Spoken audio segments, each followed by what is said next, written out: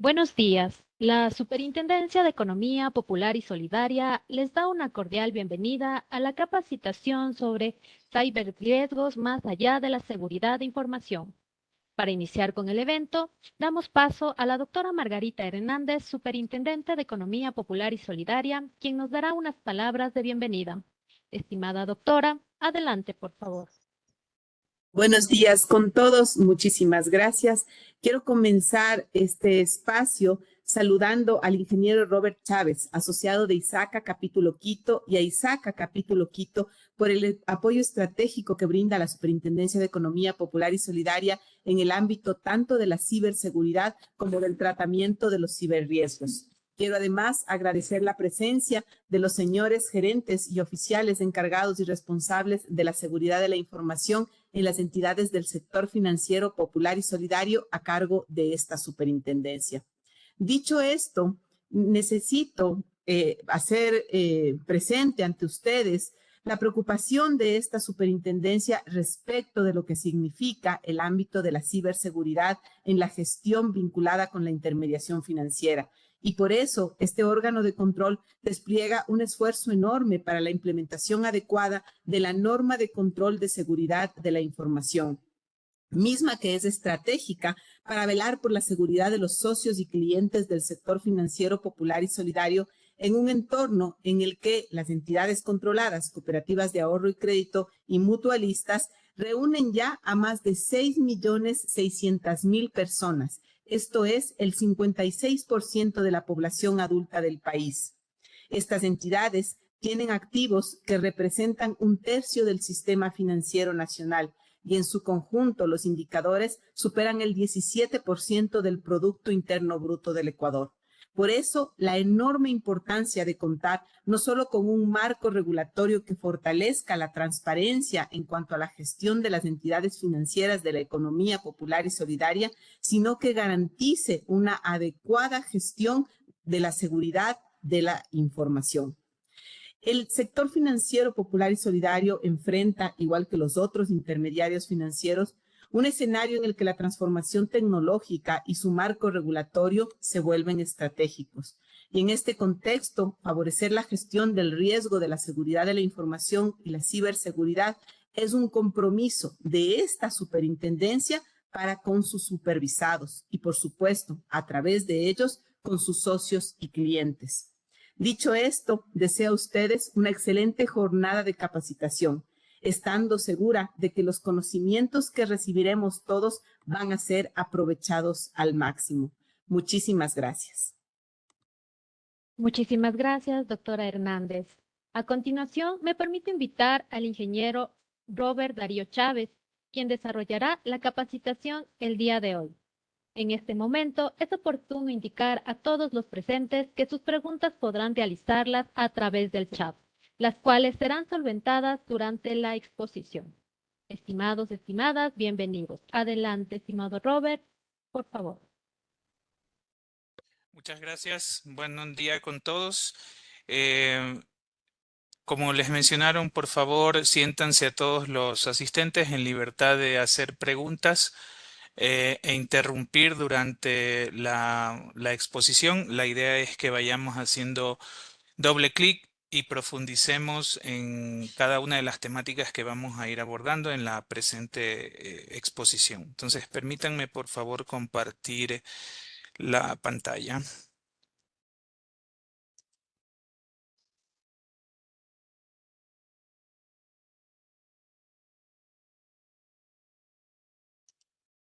Un segundo, voy a compartir por favor con un video que vamos a proyectar al inicio.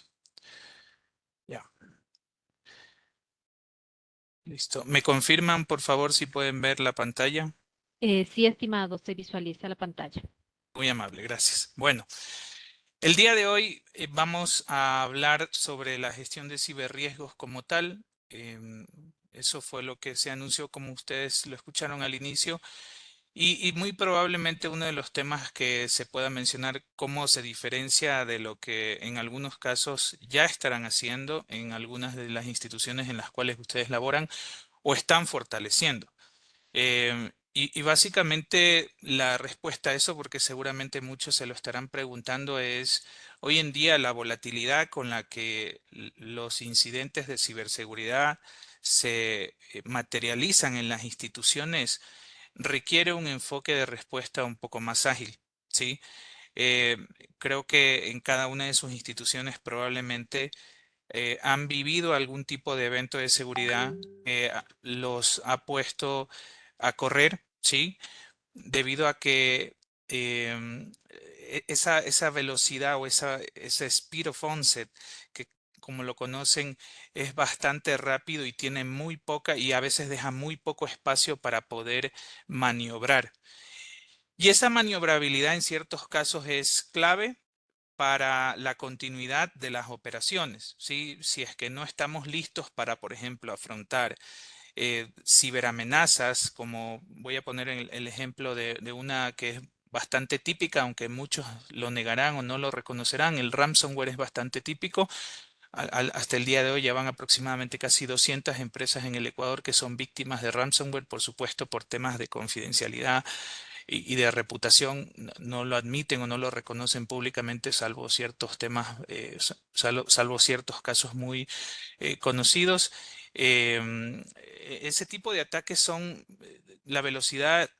Una vez que se disparan son bastante rápidos y necesitamos tener capacidad justamente para poder frenar o bloquear ese tipo de ciberamenazas, em, de tal forma que minimicemos el impacto para la organización. Entonces, eso como una muy breve introducción con respecto a esto que vamos a ver. Bueno, simplemente compartirles un poco mi experiencia. Por ahí viendo la lista de asistentes me conozco con algunos de ustedes.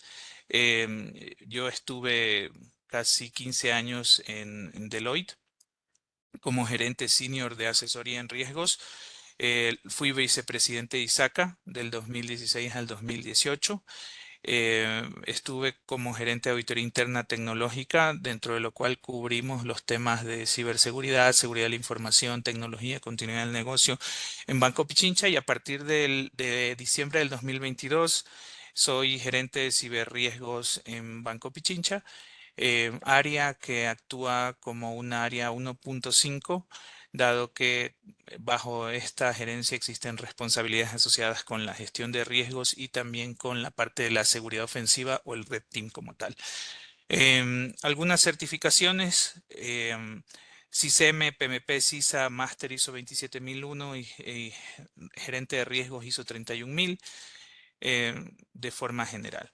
Entonces, a continuación les vamos a proyectar un breve video para que podamos entender un poco lo que les había comentado en la introducción, que es esta velocidad con la cual se materializan. Tengan en cuenta que ese video ya es de tal vez unos, me atrevo a decir, 3, 4, 5 años.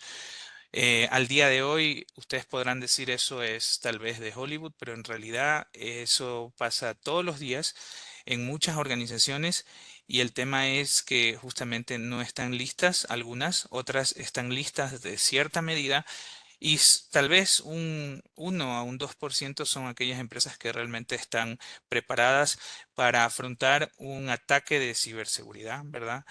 El cual es mucho más común. Hoy día no debemos prepararnos si es que nos van a atacar, sino debemos prepararnos para cuando nos ataquen. En algún momento todas las instituciones van a ser susceptibles a este tipo de ataques. Entonces veamos este muy corto video.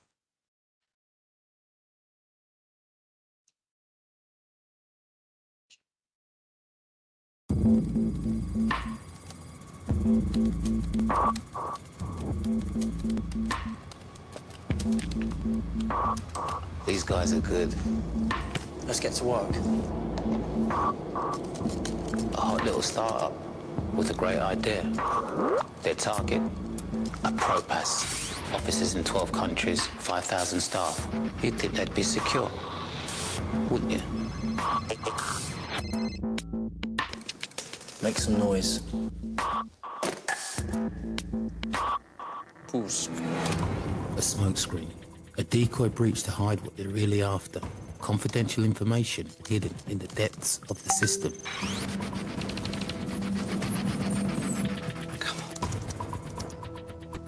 Still here? The computer's crashed. Join the club. See you Monday. It's okay for some. Right now, the chances are someone, somewhere, is attacking you. And you don't even know it. Okay, chaps. We're in. I bet you're wondering how they got this far.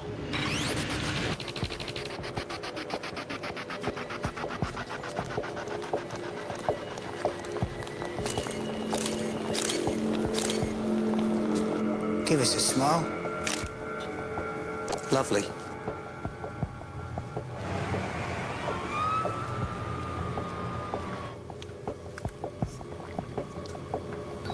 She's in.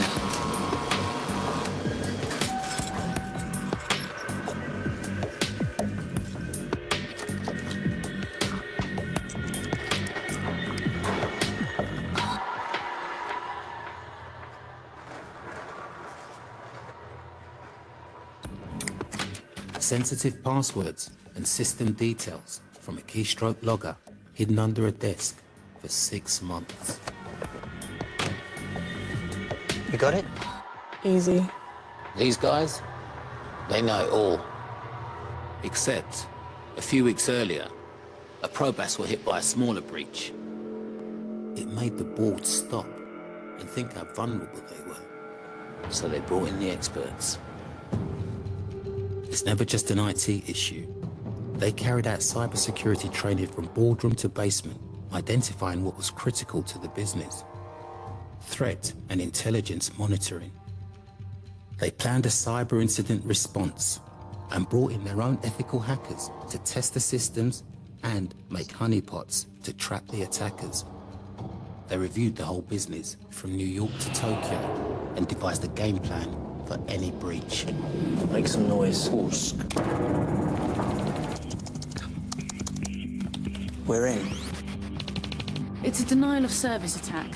We're just monitoring the situation. Have they got into any accounts? Very clever. Someone else bangs on the windows while you hide in the cellar. They're on to us. I'll try blocking them. Is it working? I don't know. Well, I need to know, Gil. Is it working? Lena, launch a worm. These guys are good. They're really good. They're blocking us. Try again. They're blocking us! Try again! Straight to me.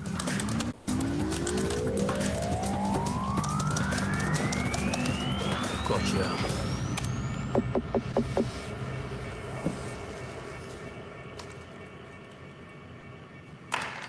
Good, but not good enough. You're okay. Traffic's blocked. You can win, but there's always a next time. Who's next? Kobashi Tech. Criminals just get smarter, Who have we got for the smoke screen? Take your pick. and they're everywhere. A breach will happen, and when it does, will you be ready? Listo. Bueno, como ustedes pueden ver, existieron algunas situaciones en ese video que las vamos a ir abordando.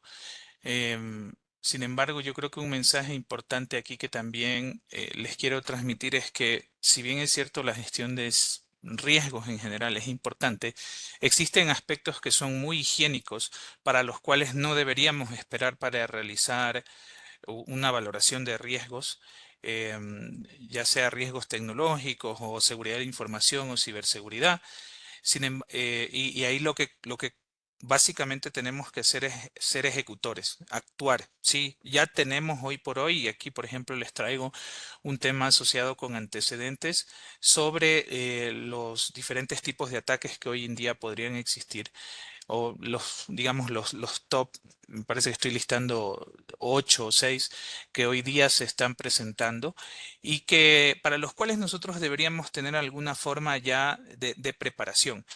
Si bien podríamos no tener el detalle de cuál es ese nivel de exposición, podríamos empezar a lanzar o a ejecutar acciones que me ayuden a abordar estos diferentes temas que, como les digo, son higiénicos. Y quiero utilizar esa palabra porque es básicamente algo que debe salir tan natural en las organizaciones como por ejemplo el lavarnos las manos al llegar a casa, luego de ir al inodoro, etcétera, etcétera. Sí, son temas que ya deben salir de forma natural y que hoy día que en muchas organizaciones el no ejecutarlas implica justamente el que sean parte de las estadísticas que también les he traído en el siguiente slide en Ecuador relacionadas con delitos informáticos. Estadísticas que algunos denuncian y que otros no están denunciando nuevamente por temas reputacionales. Entonces, relacionado con ataques de ciberseguridad como tal, aquí les he traído estos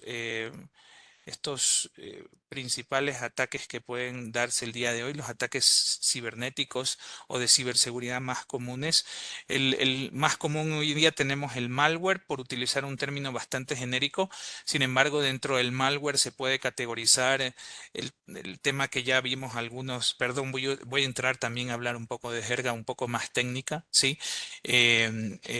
Troyanos, gusanos, el ransomware como tal, que también cae dentro de esta categoría un poco más genérica y que dependiendo de las diferentes variaciones tienen diferentes niveles de impacto o consecuencia en las organizaciones. Y eso es lo que un poco tiene que mover la velocidad con la que aplastamos o levantamos el acelerador, ¿verdad? La consecuencia que tenga o que pueda tener esto para nuestras diferentes instituciones.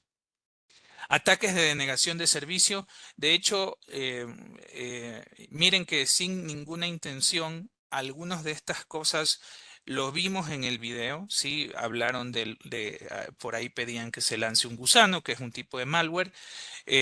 Al inicio del video se veía como, por ejemplo, la página web de esta empresa que se dedicaba a algún tipo de giro de negocio específico simplemente no cargaba. Imaginemos el impacto o la consecuencia que eso pueda tener para una empresa que se dedica al negocio electrónico y no nos salgamos del ámbito en el cual estamos aquí reunidos, ¿verdad? Para ustedes como instituciones controladas por la SEPS.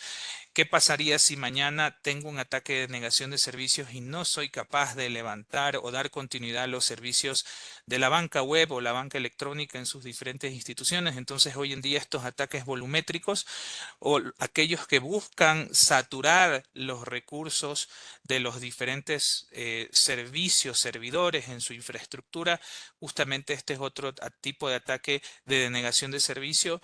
Es también un tipo de ataque que creo que es bastante común hoy en día.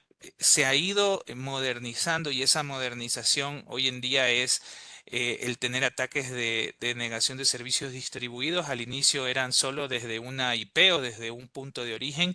Hoy en día, por ejemplo, algunos atacantes lo que buscan es contaminar de malware o de algún tipo de virus a computadoras en sus casas, por ejemplo, y lo único que hacen esas computadoras es, ¡pum!, levantar una conexión al sitio web de sus instituciones, por ejemplo. Y simplemente con hacer eso ya estamos contribuyendo a consumir recursos. Ahora imaginen que ocurra eso por muchos miles o cientos de miles de conexiones y en ocasiones aunado a debilidades en el control interno en algunas instituciones donde muy probablemente me atrevo a decir que tal vez ninguna esté preparada para ataques volumétricos o ataques de denegación de servicios, salvo tenga algún tipo de servicio contratado para eso, ninguna capacidad o ninguna tecnología va a aguantar eso, ¿verdad? Entonces los servicios se van a caer, van a estar indisponibles y hoy en día ese es el segundo tipo de ataque que es bastante común, como les digo,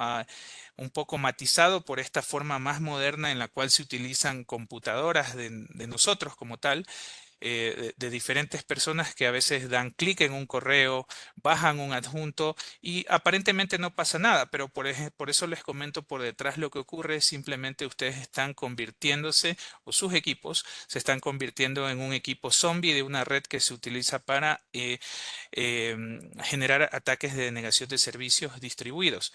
Ojo.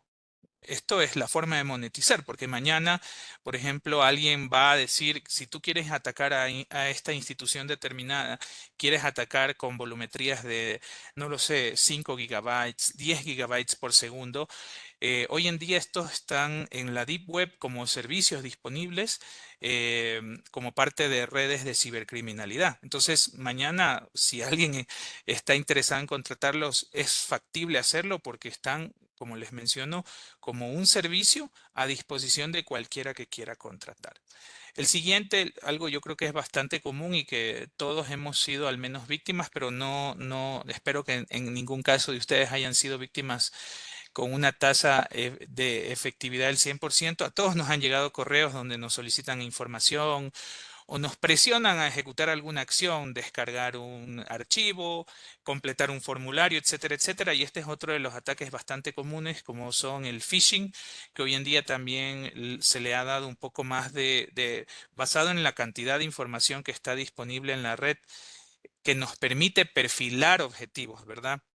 Esto ha evolucionado a algo más como spear phishing, que ya busca grupos más acotados de colaboradores o de personas, o inclusive 1, 2, 3 personas específicas dentro de la compañía a la cual les enviamos información, un correo, tratando de obtener algún tipo de información, de que ejecute algún tipo de acción, en algunos casos para obtener información y en otros casos que ejecute una acción, por ejemplo, para poder descargar un archivo o algo que por detrás ese archivo suele llevar algún tipo de malware que, aunado a debilidades en cuanto a parches de seguridad en los equipos en las instituciones, puede convertirse en un acceso remoto que el atacante podría ganar a los equipos y eventualmente al resto de la red de las instituciones. Entonces, y hago un poco una pausa aquí porque es importante entender que en este tema de la evolución que es el spear phishing, básicamente hoy en día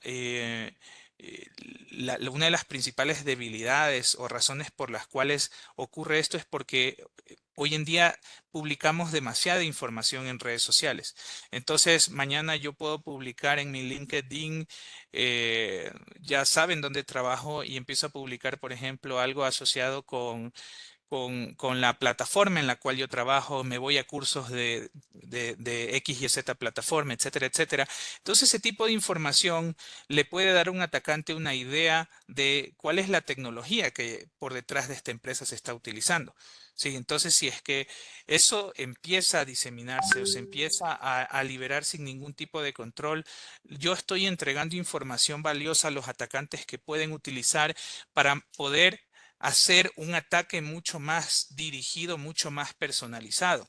E inclusive hoy en día seguramente todos han sido víctimas o a todos les han hecho esos ofrecimientos para poder hablarles de otro matiz u otra variación del tema de phishing, que ya vamos evolucionando a otro tipo de plataformas. Por ejemplo, hoy en día el phishing ha evolucionado y ya nos llega también por WhatsApp, donde nos ofrecen, por ejemplo, trabajar y ganar de 200 a 1000 dólares por día, etcétera, etcétera, campañas asociadas a aniversarios, premios que dan las diferentes instituciones, todo esto con el objetivo de ofrecer algo que haga caer a nuestros clientes, a nuestros partners, a nuestros colaboradores, de tal forma que puedan nuevamente, insisto, entregar información o ejecutar algún tipo de acción que eventualmente genere algún tipo de control por parte de un atacante, ¿verdad? Ya sea a través de accesos remotos o información.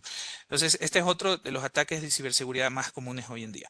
El otro también está asociado con el tema spoofing. Spoofing básicamente lo vemos como el tema de clonación, sobre todo a nivel de las redes. Esto también es un ataque que hoy en día lo sufren muchas entidades que no están controlando sus accesos a la red. Básicamente, si es que no tengo un control el más higiénico, que es un NAC, que es un Network Access Control, hoy en día cualquier persona en teoría, ya sea por sobre todo las facilidades que estamos brindando a nuestros colaboradores, clientes, etcétera, etcétera, para poder, por ejemplo, inclusive llevar sus equipos personales a la institución o que no tengan que estarse conectando vía cableada con los equipos empresariales o los equipos que les damos como institución. Eso genera o abre un matiz o un abanico de riesgos como es, por ejemplo, el poder interceptar la información que está viajando en esa red cableada o en esa red inalámbrica, poder interceptar esos paquetes de datos y básicamente, por ejemplo, en este caso específicamente, clonar las direcciones MAC, que es básicamente como una cédula de identidad de las diferentes tarjetas de red que se utilizan en los equipos de cómputo. Y básicamente con eso yo empezaría a me empezaría como atacante a llegar toda esa información, ¿sí? Como si fuese la persona o el equipo al cual está destinado. E imaginen que eso empieza a, eh, que eso empieza a darme muchísima información. Y si yo lo sumo esto a que dentro de las organizaciones no existan, por ejemplo, protocolos de comunicación seguro, me refiero a HTTPS, puertos seguros 443 u otro tipo de mecanismos que me ayuden justamente a cifrar eso, puedo estar entregando la información tal como las cuentas de usuario de las diferentes aplicaciones que están dentro de mi red interna. Entonces, el spoofing es también otra de los ataques más comunes hoy en día que se presentan en las diferentes organizaciones. Otros ataques también están basados en identidades, o mejor dicho, los ataques basados en identidades buscan justamente simular o nuevamente clonar identidades o, por ejemplo, en algunos casos, este lo explico justo con el siguiente, que es el ataque por inyección de código, que normalmente están estos atados a debilidades en las aplicaciones web de nuestras organizaciones. Muchas de nuestras aplicaciones en las organizaciones, ya sean web o de escritorio, normalmente no han pasado por un proceso en el cual yo haya realizado escaneos de seguridad o verificaciones de seguridad, pentesting previo al despliegue a producción. Y cuando eso ocurre, de lo cual no soy consciente, es de que puedo desplegar aplicaciones que tienen fallos de seguridad. Y entre algunos de esos fallos de seguridad está la posibilidad de poder insertar o inyectar algún tipo de código que le permita a un atacante el poder realizar una acción, ¿verdad? Arbitraria, utilizando o obligándole al cliente a dar información o simplemente, lo peor podría ser, llegando a conectarme hasta el servidor, hasta la base de datos y poder extraer información de otros clientes. Esto puede verse empeorado si es que estamos hablando de aplicaciones que están expuestas a Internet, es decir, disponibles para para todo el mundo que pueda acceder a Internet. Y este es también otro de los ataques que al día de hoy es bastante común. Y va de la mano con el tema de identidades porque, por ejemplo, en muchas organizaciones tampoco tenemos la buena costumbre de poder hacer validaciones con respecto al manejo de las sesiones, etcétera, etcétera. Y de esa forma puedo yo acceder a información de otras empresas, de otros clientes, desde la misma aplicación por estos fallos de seguridad.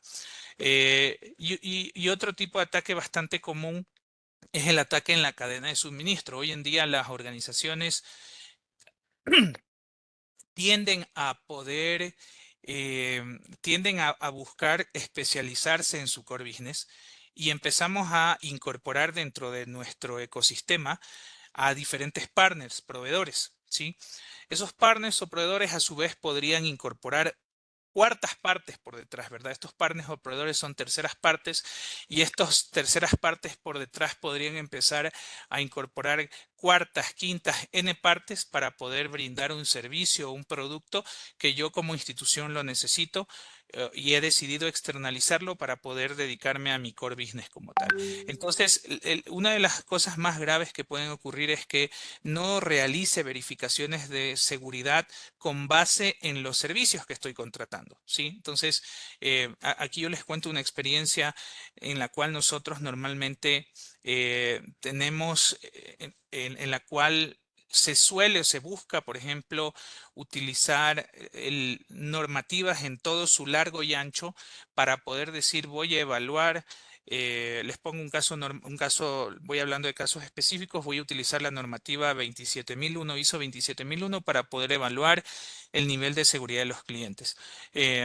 Un poco la experiencia me ha llevado a que en lugar de ese enfoque que no digo que es bueno o malo, sino que tal vez es un enfoque un poco no tan traje a la medida como normalmente uno esperaría que le queden las cosas, yo basaría más bien, tomando en cuenta el servicio que me está brindando esa tercera parte, determinaría el nivel de riesgo del servicio y diría, bueno, ¿cuáles son esos controles relevantes? Por ejemplo, es diferente alguien que administre plataformas como un servicio a alguien que me dé desarrollo de aplicaciones. Hay diferentes tipos de controles y para cierto escenario, para ciertos servicios, unos son más relevantes que otros. Entonces, dependiendo de eso, yo debería hacer verificaciones de seguridad de que esas terceras, cuartas, N partes están en cumplimiento de esos controles que eventualmente, si es que fallan, la consecuencia la sufrimos nosotros como instituciones, como clientes. Entonces, cuando existen fallas en el control interno, en la cadena de suministro, es que las instituciones o los clientes finales normalmente son los que se ven afectados por estos temas asociados con falta de claridad en cuáles son esos controles mínimos que deben cumplir y sobre todo en el monitoreo continuo que yo debo tener sobre estas diferentes terceras y N partes que son parte de la cadena de suministro, ¿sí? Y finalmente algo que es importante que son también los insiders. Hoy en día normalmente similar como en nuestras casas, nos preocupamos mucho de poner cercas de seguridad, cámaras de seguridad para poder tener protegido nuestro perímetro. Sin embargo, no podemos dejar de tomar en cuenta que casi el 80%, entre un 60 y 80% de los ataques que se generan en la mayoría de los casos son en colaboración con insiders. Esos insiders son básicamente personas, pueden ser colaboradores, pueden ser partners, en ocasiones clientes, que son partes que están dentro de la red o del perímetro de nuestras instituciones. Y en ocasiones no tenemos el mismo nivel de controles como en el perímetro, somos un poco más laxos y esa falta o ese nivel laxo de seguridad o esa excesiva confianza hace que justamente se abran puertas para que puedan generarse diferentes tipos de ataques. Algunos de estos, como los ya he mencionado, no son excluyentes, pero se pueden ir generando diferentes tipos de ataques. ¿Ok? Les he traído esto porque me parece interesante. Básicamente, acá tenemos, perdón, acá tenemos la tendencia de ciertos delitos informáticos en Ecuador, la tendencia desde los años 2014 al año 2022. Esto por algún tema por otra exposición lo solicité a la Fiscalía. Esto es directamente de la Fiscalía General del Estado, que nos han proporcionado esta información y aquí básicamente vemos esta evolución. Acá he seleccionado 3 delitos. Básicamente el acceso no consentido a sistemas informáticos, telemáticos o telecomunicaciones, ataques a la integridad de sistemas informáticos y transferencias electrónicas de activos patrimoniales. Entonces, como se dan cuenta aquí, quise poner un poco más de foco en este que habla sobre el acceso no consentido a un sistema informático, telemático de telecomunicaciones, para que un poco se vaya viendo la evolución de este delito de quienes lo han denunciado a lo largo de todos estos años, ¿verdad? Desde el año 2014 hasta el año 2022. Entonces, si ustedes se dan cuenta, en el año 2015, 2014, 54, 2015, 141, ya se presentó un pico bastante importante y de ahí la tendencia ha sido que se han ido incrementando este número de casos. En la pandemia, fíjense que estos casos llegaron a 293, el primer año de pandemia, el 2021, a 418. Sí, y así, espérenme un segundo que aquí tengo unas preguntas, pero se me están yendo. Déjenme tratar de responder. ¿Qué tipos de seguridades mínimos se deben tener implementadas en nuestras organizaciones para protegernos de estos ataques? Pedro Milán. Perdóname, solo cierro esto y regreso, Pedro, para la pregunta. Y entonces, si se dan cuenta, ha existido un pico por ejemplo, en el tema de este tipo de delitos, de eventos que conducen a denunciar este tipo de delitos. Y bueno, para el año 2022, si se dan cuenta, hubo un descenso realmente o las empresas denunciaron mucho menos, pero me gustaría ver, ya voy a solicitar a ver cómo vamos con el primer Q del 2023.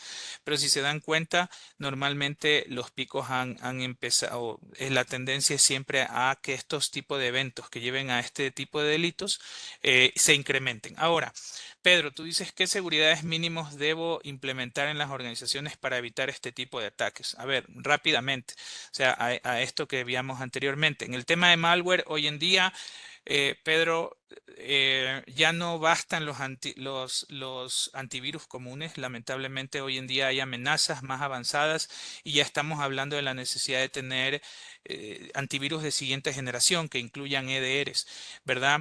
Es decir, un tipo de software que me ayude a identificar indicadores de amenazas, indicadores de compromiso y con base en esos indicadores de compromiso, en ese comportamiento, ¿verdad?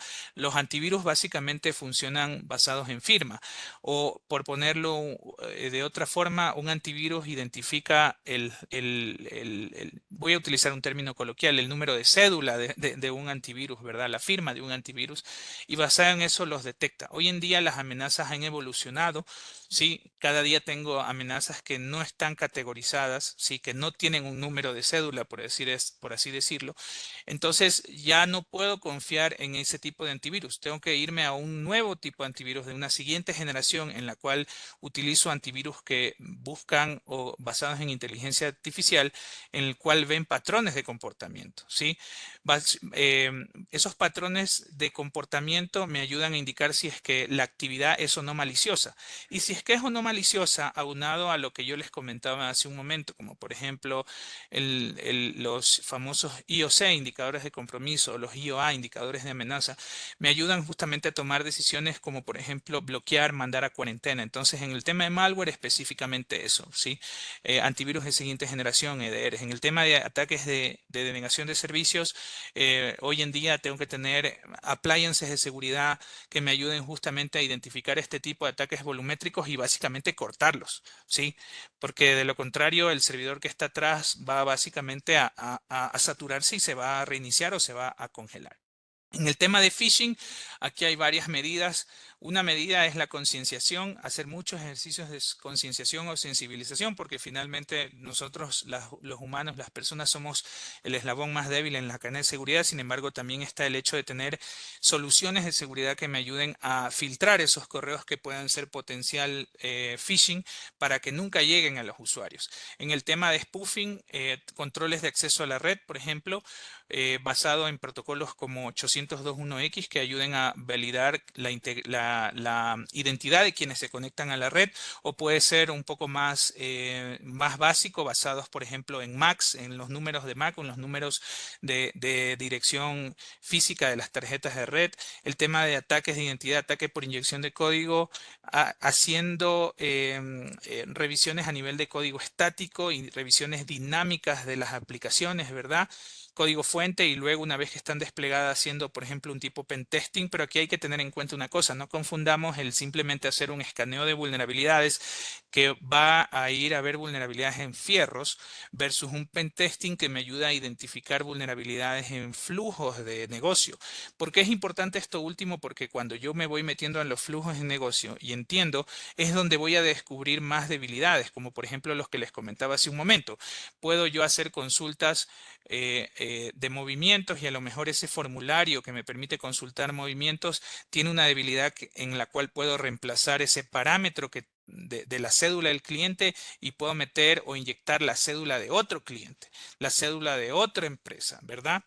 De tal forma que yo pueda en la respuesta del servidor no devolver mi información o no mostrar mi información, sino mostrar la información de otros clientes, ¿sí? Entonces, para poder evitar eso, tengo que ejecutar básicamente controles como estas revisiones de código y revisiones o pentesting que me ayuden a identificar esto. En el tema de cadena de suministros, establecer básicamente los controles mínimos y dejarlo establecido a nivel contractual para que las terceras partes los cumplan, ¿sí? Y no basta con eso, porque cada cierto tiempo debería revisar que esas terceras partes estén cumpliendo, porque de lo contrario, si lo dejo en contrato, el papel aguanta todo, queda ahí y básicamente si no hago una verificación cada cierto tiempo, no voy a asegurarme de que estas estas N partes, estos terceros, estén aplicando esos controles de seguridad que se comprometieron. Y en el tema de insiders, finalmente, controles de seguridad asociados con monitoreo de eventos de seguridad, ¿verdad? Aquí es muy importante tener visibilidad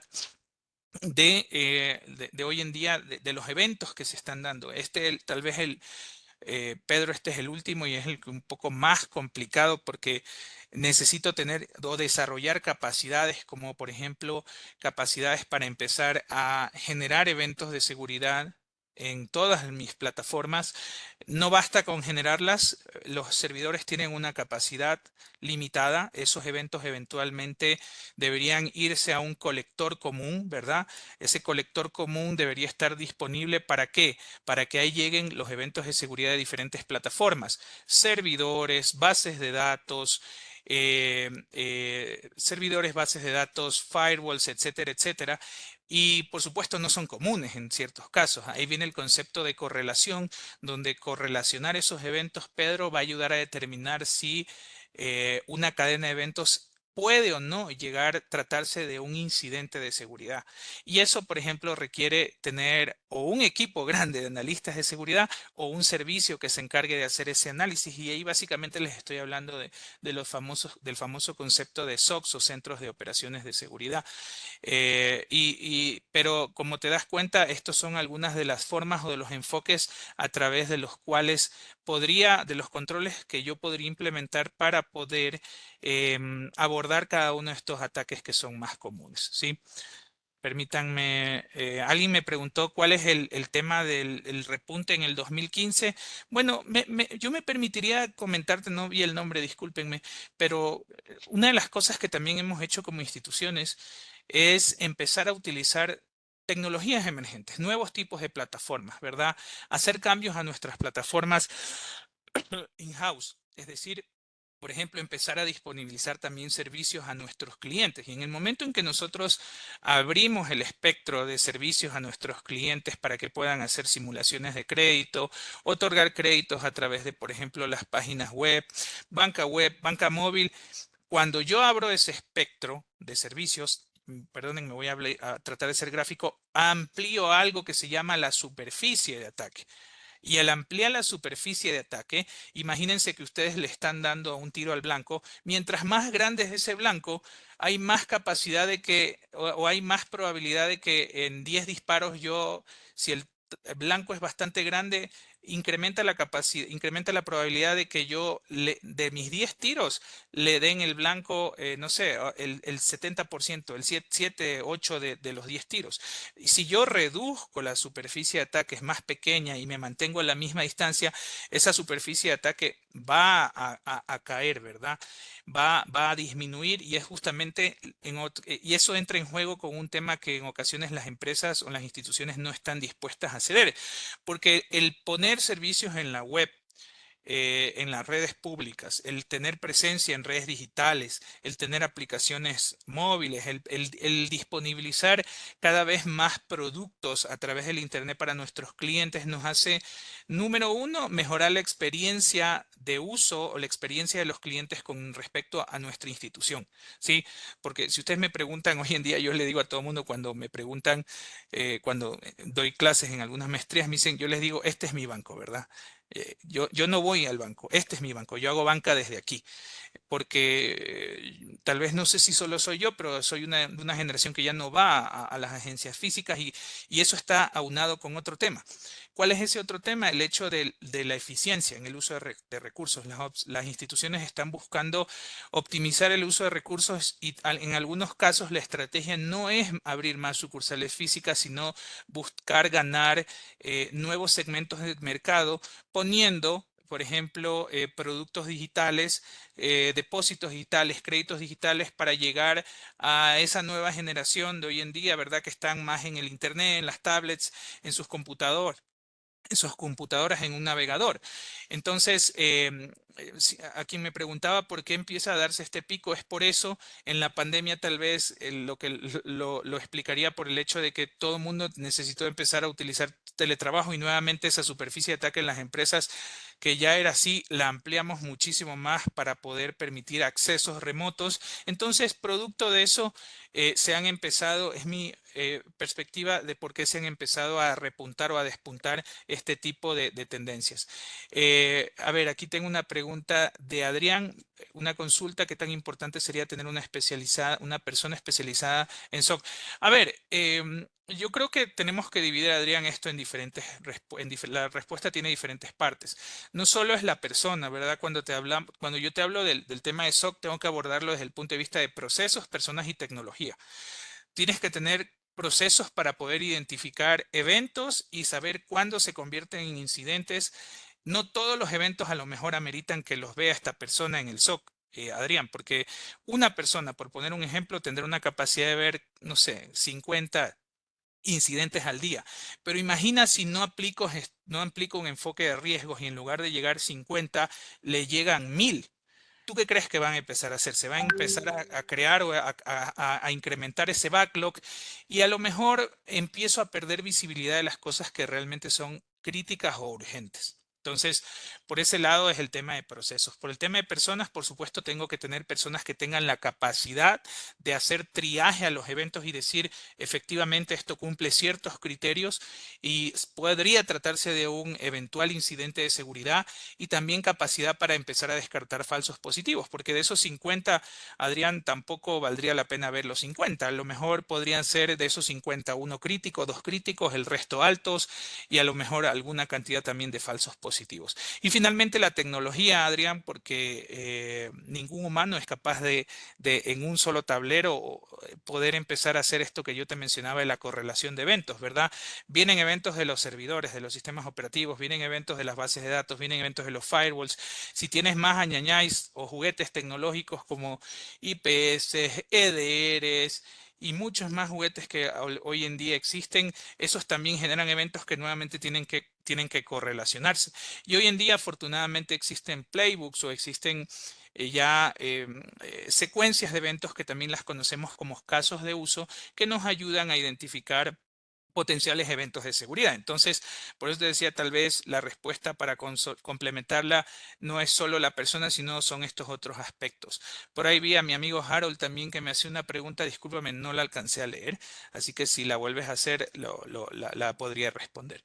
Y miren, fíjense que finalmente, como les decía, en el año 2022 hay un leve decremento en los delitos informáticos, ¿verdad?, que se han denunciado en la Fiscalía General del Estado. Ahora, miren, hablemos ya o pasemos un poco, a ver, perdón, acá estás, Harold, para realizar el proceso. Vamos a entrar a eso justamente. Entiendo, acabo de leer proceso de análisis de riesgos hasta ahí leí nomás. No sé, es un tema tal vez de la plataforma, pero vamos a abordar este tema, Harold, ahora justamente, ¿verdad? Vamos a abordar el tema. Aquí que me dice Sadot, me dice estas revisiones malware, phishing, spoofing, ¿cada qué tiempo? A ver, en algunos casos, Sadot, pueden ser revisiones periódicas, en otros casos deberían ser, tomemos en cuenta una cosa, ¿verdad? Cuando nosotros configuramos ciertas herramientas, voy a poner el caso específico, te lo respondo, Sadot, nuevamente divido la respuesta, porque hay eventos que puedo ejecutar mediante acciones, por ejemplo, controles administrativos, como son los temas de sensibilización, con los cuales abordo el tema de phishing, ¿verdad? Y eso, por ejemplo, puedo hacer campañas y luego las campañas puedo medir la efectividad de las campañas. Que normalmente hoy en día, por ejemplo, te cuento una experiencia. Hoy en día hay benchmarks que te permiten medir la efectividad de tus campañas de concienciación basadas en tiempos. ¿A qué me refiero? Una cosa, Sadot, es que hoy en día tu tiempo cero midas el nivel de concienciación de tus colaboradores, ya tiempo cero. Luego lo midas a los 90 días de haber hecho campañas continuas por diferentes medios, ¿sí?, utilizando diferentes enfoques.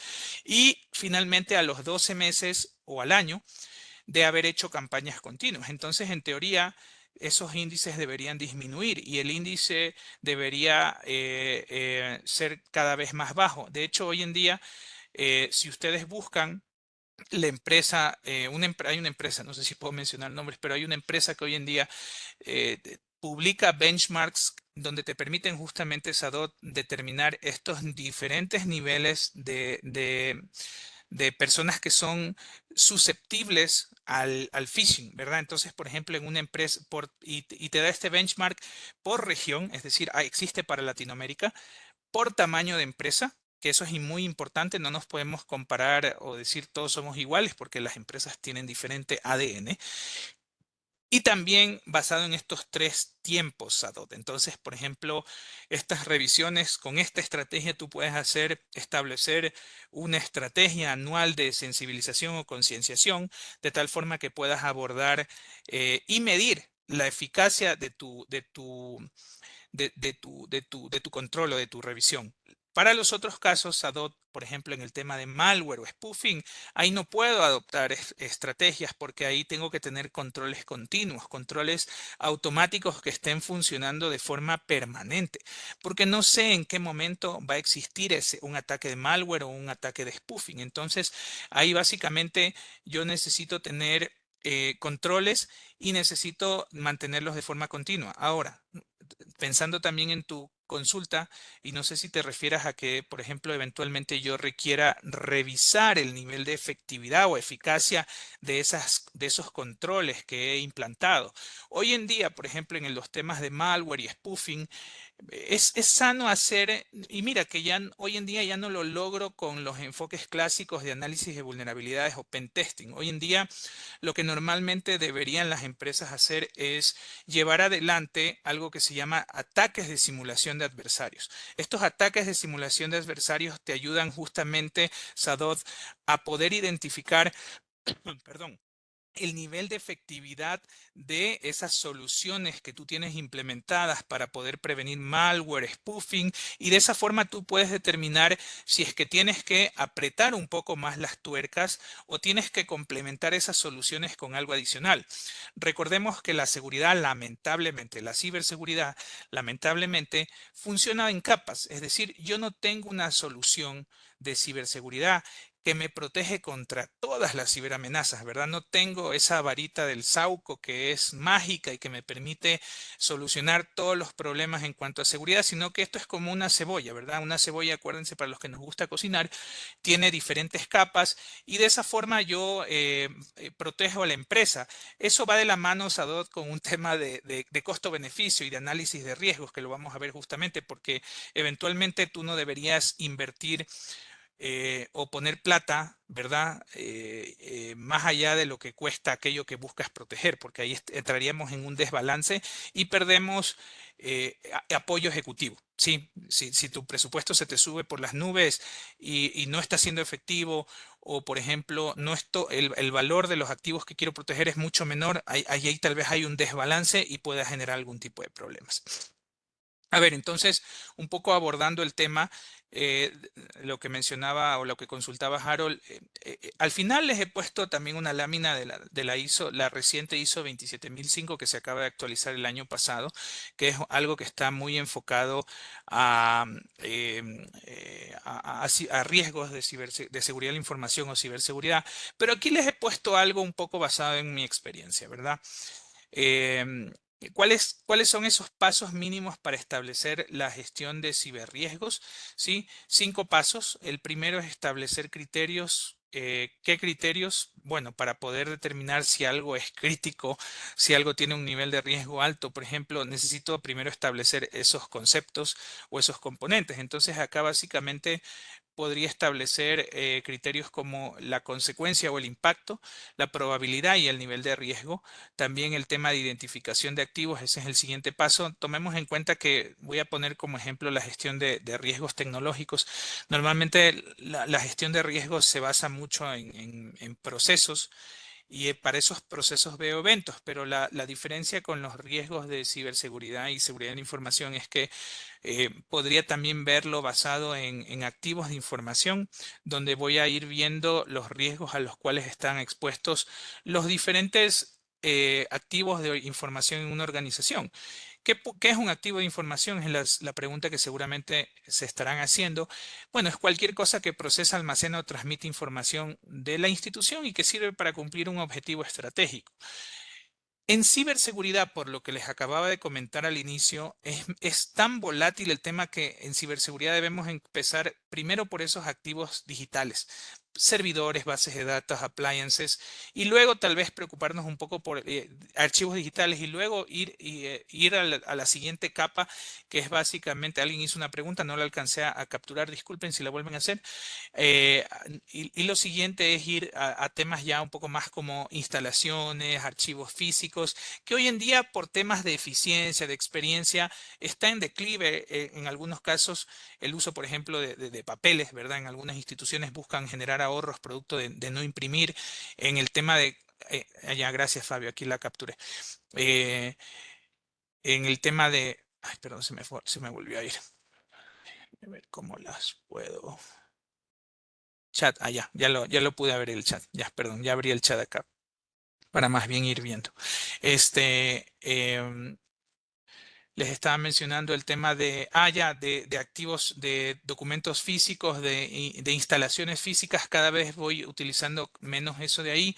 Entonces, de esa forma yo puedo dejar para después el análisis de riesgos con respecto a eso de ahí, porque si bien es cierto hoy podrían existir aún riesgos para esos, pero tienen una velocidad de materialización mucho más lenta, a diferencia de un ataque, como les mencionaba, de ransomware que afecta a sistemas operativos, bases de datos, etcétera, etcétera. ¿Ok?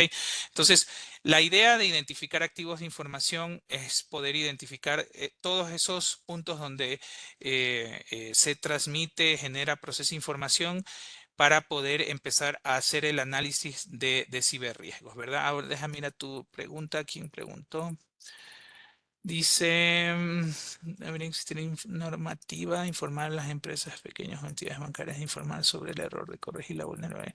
Bueno, recuerda, primero quiero hacer una aclaración, Fabio. Yo estoy representando a ISACA, ¿sí? Mi experiencia profesional puede ser variada y abordar diferentes instituciones, pero en general coincido contigo de que aquí en Ecuador necesitamos tener una normativa que justamente eventualmente me permita poder reportar este tipo de eventos de seguridad que afecten a nuestros clientes en general, es decir, reglas claras que ya me ayuden a hacerlo. Coincido contigo, sí, tal vez a lo mejor ahí hay algún vacío que eventualmente tenga que revisarse y complementarse por parte de las autoridades, de tal forma que se pueda informar. Al día de hoy lo que te comento es que, por ejemplo, sí existen plataformas de colaboración entre diferentes instituciones normalmente que te ayudan a prevenir o a estar alertados para poder, si es que alguien ya sufre un ataque, ¿verdad? A través de alguna amenaza, hoy en día lo que sí se podría hacer, Fabio, es tratar de alertar, ¿verdad? Para que las otras instituciones estén preparadas. Hoy en día esas plataformas se conocen como MISP, Malware Information Sharing Platform, y en algunos casos cada vez veo que están proliferando el uso más en Ecuador, ¿sí?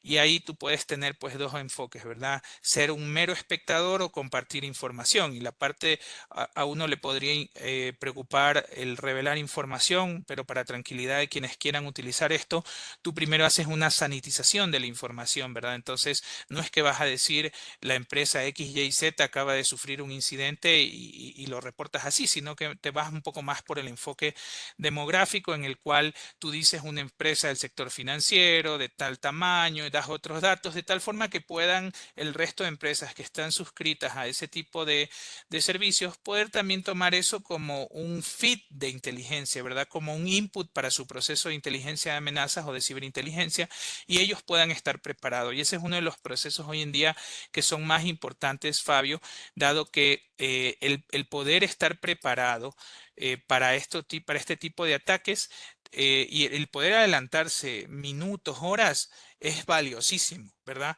Es muy valiosísimo, de tal forma que las organizaciones puedan, por ejemplo, bloquear accesos, bajar aplicaciones antes de que el impacto empiece a golpear a muchos más clientes, a muchas más áreas de negocio. Ok, entonces continúo. El siguiente paso es la identificación de amenazas y vulnerabilidades. Si yo identifico activos de información, lo otro que debo entender y que debo hacer es poder decir, bueno, ya estos activos de información, ¿qué les puede pasar? ¿Qué puede salir mal? Es la pregunta, ¿verdad? En términos coloquiales. ¿Qué puede salir mal? Que a este sistema operativo lo puede afectar un ransomware porque no tiene EDR, porque el EDR está desactualizado. A esta base de datos, por ejemplo, alguien puede entrar y hacer consultas o puede haber accesos no autorizados porque alguien puede, por ejemplo, empezar porque tiene permisos más allá de los necesarios para poder acceder a hacer consultas, modificar información. Entonces, todos esos escenarios necesito empezar a identificarlos y a acoplarlos o emparejarlos. Un ejemplo de activos de información en nuestras instituciones, Maritza, por ejemplo, los sistemas operativos, ¿verdad? Comencemos, verás, te lo ejemplifico, Maritza, de esta forma. Un activo de información es tu banca móvil, tu banca web, tu software core, el core que manejas para hacer eso. Y por debajo de esos activos, Maritza, tú puedes tener activos de soporte, como por ejemplo los sistemas operativos, las bases de datos, los propios servidores físicos, Maritza. También todos esos serían activos de información. E inclusive, Maritza, el centro de cómputo, el principal y el alterno, y no quiero decir las personas, sino los cargos, Maritza, ¿sí? Porque pueden haber cargos clave o roles claves asociados con la operación de estos activos de información y puede ser que esos también puedan llegar a ser activos de información. Yo te pongo un caso en mi vida pasada, una experiencia, había una empresa donde el ERP de esta empresa le llamaran ERP, pero básicamente tenía el nombre de una persona, no voy a mencionar, ¿verdad? Este ERP XYZ lo desarrolló esta persona, ¿verdad? Y esta persona falleció. Y literalmente, Maritza, no pudieron hacer mejoras al ERP. Y tuvieron, hoy en día, esa empresa tiene SAP Business One, porque tuvo que básicamente migrar eso porque nadie entendía cómo se desarrolló, cómo mejorar eso de ahí. Entonces, por eso, para ciertos roles, Maritza, es importante documentar, formar backups, de tal forma que la organización pueda tener continuidad. Lo siguiente, una vez que identifico como cuarto punto, es evaluar el nivel de riesgos y controles, ¿sí? Y una vez que evalúo el nivel de riesgos y controles, aquí voy a poder determinar la probabilidad de que justamente y el impacto de que ciertos escenarios, ciertas combinaciones de amenazas y vulnerabilidades se puedan dar en mi organización. Pero hay algo importante que también debo hacer acá, y con eso voy a llegar a un concepto de riesgo inherente, ¿verdad? Es el riesgo, recuerdo el concepto que alguien me los mencionó alguna vez y me digo, fue tan gráfico pero tan eficaz al mismo tiempo, es el riesgo al desnudo. Es el riesgo sin ningún tipo de control, sin ningún tipo de acción que yo esté como institución ejecutando para poder bajarle el nivel o tratarlo. Entonces, aquí dentro de este punto 4 también viene otro tema importante y es evaluar la eficacia de los controles, porque en nuestras organizaciones nosotros estamos ahí para cumplir una función. Y esa función, en algunos casos, ustedes podrán decir, bueno, yo estoy aquí para hacer esto, y en muchos casos, visto desde otra óptica, esa función es una función de ejecutar procedimientos de control. Sí, entonces al final, en algunos casos, nosotros somos responsables de ejecutar controles y esos controles tienen un nivel de efectividad, sí, tienen una eficacia. Y eso es importante evaluar acá. ¿Por qué? Porque no puedo basarme únicamente en un riesgo inherente o en un riesgo al desnudo para poder determinar qué acciones debo ejecutar con respecto a riesgos de ciberseguridad, sino tengo que evaluar esa efectividad de los controles que estoy ejecutando, el EDR, las reglas de firewall, la sensibilización, etcétera, para poder determinar cómo baja el nivel de riesgo. Al final eso va a generar un concepto de riesgo residual y recién ahí yo debo tener la capacidad de decidir si es que tengo que hacer algo adicional a lo que ya estoy haciendo, ¿ok? Y finalmente, bueno, me adelanté con respecto a este punto, el tema de riesgo residual. Aquel riesgo residual que esté por encima de ciertos niveles es el riesgo que me debe preocupar, es el riesgo que va a ocupar mi mente. Entonces, fíjense esto como un embudo, como un sedazo, ¿verdad? Como un colador. Meto mucha información al inicio, ¿verdad? Muchos activos, muchas amenazas, vulnerabilidades. Emparejo las amenazas, vulnerabilidades que son factibles. ¿A qué me refiero con que son factibles? Por ejemplo, a un tipo de activo de información como una instalación física o como un cargo, ¿verdad? Un rol que desempeña, no lo voy a emparejar con una amenaza de malware y de EDR, ¿verdad? O de ausencia de EDR o ausencia de antivirus. No tiene sentido, no encaja. Pero sí un sistema operativo, una base de datos con, por ejemplo, un ataque de malware como amenaza y una de vulnerabilidad como la ausencia de un EDR o de un antivirus. Entonces, ese tipo de combinaciones me ayudan a que ese universo de cosas, de activos de información, amenazas y vulnerabilidades se vaya achicando de forma natural y cuando evalúo la eficacia de controles, nuevamente de forma natural achico cada vez más eso y al final tengo un conjunto de riesgos de ciberseguridad, sí, o de seguridad de la información que puede llegar a ser manejable y puede estar, por supuesto, por encima del concepto de aceptabilidad de riesgos o en algunas instituciones que están un poco más evolucionadas pueden ya hablar del nivel de apetito de riesgo y cuando eso ocurre, cuando esos riesgos están por encima de ese apetito de riesgos o por encima del nivel de aceptabilidad, tengo que hacer algo más.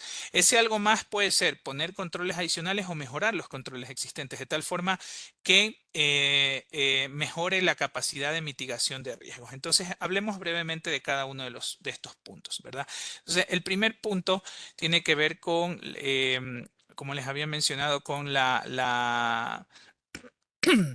con el establecimiento de los criterios para gestionar los riesgos. Entonces aquí creo que no es desconocido para muchos de ustedes que debo establecer algunos criterios como el impacto, la probabilidad y por supuesto el nivel de riesgo, que es la combinación de estos dos primeros. Y básicamente el impacto lo que hace es mide la consecuencia de la materialización de un evento en términos del negocio. Sí, acá para que esto tenga éxito tengo que hacerlo en términos del negocio. ¿Qué puede ser importante para el negocio? Para el negocio, por ejemplo, puede ser importante cuánto tiempo se ve interrumpido, cómo se expone normativamente al cumplimiento de regulaciones, cómo se ven afectados, por ejemplo, el acceso a sus canales electrónicos. Si es que, por ejemplo, se ve afectada o no la privacidad de la información de sus clientes, ahora que estamos un poco en el mes de la entrada de vigencia de la Ley Orgánica de Protección de Datos Personales. Entonces, yo tengo que establecer y decir, ¿para qué me va a servir este criterio? Para mañana hacerme la pregunta de, oye, a este activo de información, ¿verdad? A esta aplicación core del negocio.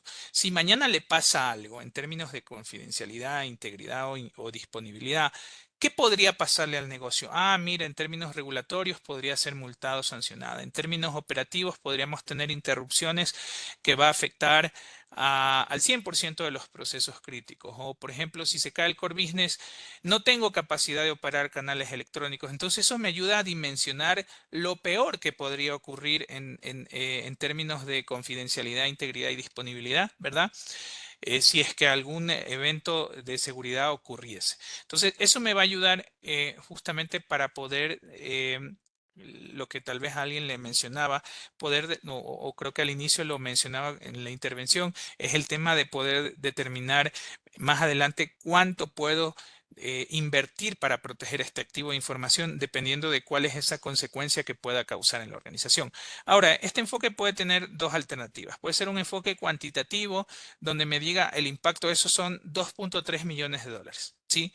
O puede tener un enfoque cualitativo, donde yo puedo evaluar varios aspectos y decir en el aspecto regulatorio esto puede tener un efecto alto, medio, bajo en el tema de eficiencia, en que lo que les mencionaba sobre el tema de interrupción de los procesos críticos puede ser alto, medio, bajo. Por supuesto que hay que poner algo que diferencie los niveles altos de medio, de bajo, ¿verdad? Hay que desarrollar esa parte, pero en cualquier caso esta es la diferencia entre los enfoques de medición cuantitativa y cualitativo de las consecuencias o los impactos en la organización. Cuando hablamos de ciberriesgos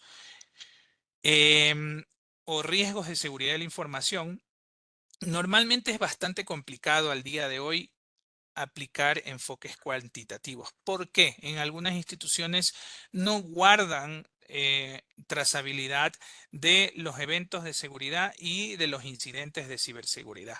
Entonces no podemos determinar realmente cuál es ese costo. Y si empezamos a elucubrar, básicamente mañana vamos a entrar en discusiones con la primera línea con respecto a que este evento o este riesgo de ciberseguridad está cuantificado de esta forma. Entonces, yo prefiero, antes que lanzarme a esto, lanzarme primero por un enfoque cualitativo y empezar a registrar información sobre los eventos y sus costos anuales, de tal forma que yo pueda levantar una base para poder hacer esto. Acuérdense que aquí estoy hablando de estadística, ¿verdad? Un poco cómo se hace esto. Una vez que toman los eventos, estableces las desviaciones estándar y ahí empiezas por ejemplo, determinar si es que tu apetito de riesgo puede ser la media más más media desviación estándar, una desviación estándar, dos desviaciones estándar. Ahí entra ya un poco el tema de lo que les mencionaba, apetito de riesgo, pero sin datos realmente es muy difícil y es entrar en en una discusión un poco subjetiva con la primera línea a determinar o a aplicar un enfoque cuantitativo. Ahora, si ustedes me preguntan, es algo que tengo que hacer eventualmente para ciberseguridad, porque tengo que empezar también a tratar este tema de tal forma que yo pueda demostrar y hablar el lenguaje que el resto de áreas, ¿verdad? Ciberseguridad, para que se entienda la urgencia de ciertas cosas. Y miren que esto lo he sacado de Gartner justamente, que es el tema acá lo muestro, que es el tema el enfoque cuantitativo. Acá lo quiero pintar, ¿verdad? Miren que esto es el Hype Cycle. Sí, esto se llama el Hype Cycle para la gestión de ciberriesgos. Esto es a julio del 2022 de Gartner, como les había mencionado. Y fíjense que el tema de la cuantificación de ciberriesgos es algo que es parte de las expectativas y está visionado a hacerse normalmente en una organización de los 5 a 10 años una vez que empiezan a hacer este tipo de gestiones. Sin embargo, yo creo que hoy en día hay una ingente necesidad por poder llevar adelante este tipo o incorporar la cuantificación o los temas cuantitativos dentro de la gestión de riesgos para poder demostrar a las áreas de negocio qué es lo que estarían perdiendo. Acuérdense que esto es un análisis que si no tengo datos es muy se lo puede se lo puede percibir como algo muy de criterio simplemente, ¿verdad? Por eso es importante a veces involucrar a SMEs, Subject Matter Experts, en la evaluación de riesgos cuando no tengo especialistas internos para que me ayuden justamente a establecer con base en las experiencias del medio cuál podría ser eso. Pero como no tengo esa información, me voy, como les mencionaba, por este enfoque cualitativo, pero no dejen de tomar en cuenta que yo debo empezar a integrar esto con enfoques cuantitativos en un mediano largo plazo, diría yo. Es decir, a los 3 años, una vez que ya empiezo a guardar información, debería estar posibilitados para ya utilizar un enfoque mixto, es decir, un enfoque cualitativo, cuantitativo, y ahí básicamente el que prima es el que tiene un mayor impacto para la organización. Si para una organización perder, no sé, voy a utilizar como un ejemplo acá simplemente, ¿verdad? $500,000 es algo muy grave, es el 5 o el 10% de las utilidades. Eso ya, por ejemplo, podría llamarnos la atención. Perdón un segundo. Ya estoy de vuelta. Entonces eso debería llamarnos la atención y deberíamos actuar. Ahora, pero eso es un componente, ¿sí? Eso es una parte de la gestión de riesgos. La otra parte que es importante no olvidarnos, porque podría decir, Robert acá está vendiéndonos un enfoque un poco apocalíptico del tema. La otra parte es la probabilidad. Ahora, la probabilidad básicamente mide la posibilidad de ocurrencia de un evento, ¿sí? Que pueda derivar en un ciberincidente. Aquí yo les traigo algo que, producto de la experiencia, lo hemos modificado. Normalmente las empresas lo que hacen es considerar la frecuencia. ¿Ya?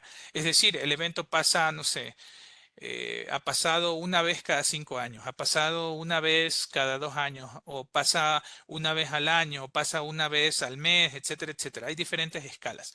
Sin embargo, para darle un poco más de sabor a ciberseguridad, hoy en día se estila incorporar otros elementos para poder establecer la probabilidad de ocurrencia. ¿Cuáles son esos otros elementos que les he traído acá un poco?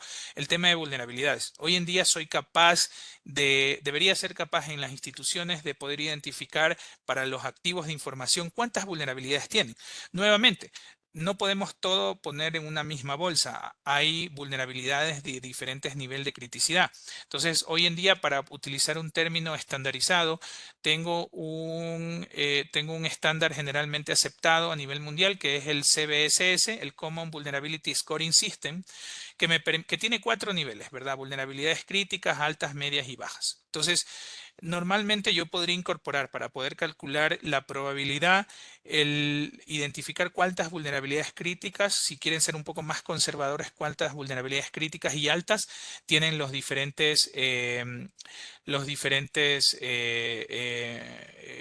activos de su información. Fabián, ya voy con tu pregunta. Qué gusto saludarte. Parece que en algún momento hemos interactuado. Y eso me va a ayudar justamente a poder incorporar o mejorar el cálculo de esa probabilidad de ocurrencia. El otro es la obsolescencia. Fíjense que hoy en día un tema importante en nuestras organizaciones es la obsolescencia. ¿Qué conlleva la obsolescencia? Incompatibilidad con soluciones de seguridad. Sí, ya no es lo mismo. Para ciertos sistemas obsoletos, ya los fabricantes no liberan actualizaciones de ciberseguridad. Pero sin embargo, esas soluciones obsoletas aún están siendo hoy en día utilizadas. Voy a poner un ejemplo: Windows 2000 Server. Hoy en día algunas organizaciones aún lo utilizan sea porque no se ha priorizado la inversión para poder actualizar las plataformas, sea porque tengo dependencias, es decir, tengo por encima de esos servidores software, componentes de software que necesito migrar y son incompatibles con las versiones más actualizadas, y por ende cambiar el sistema operativo implica cambiar absolutamente todo lo que está por encima de eso, y eso conllevaría un costo muy elevado que no he logrado. Ya mismo llego a eso, sobre cómo venderle esto a la alta gerencia, y que no he logrado obtener el apoyo ejecutivo para poder hacer esa migración.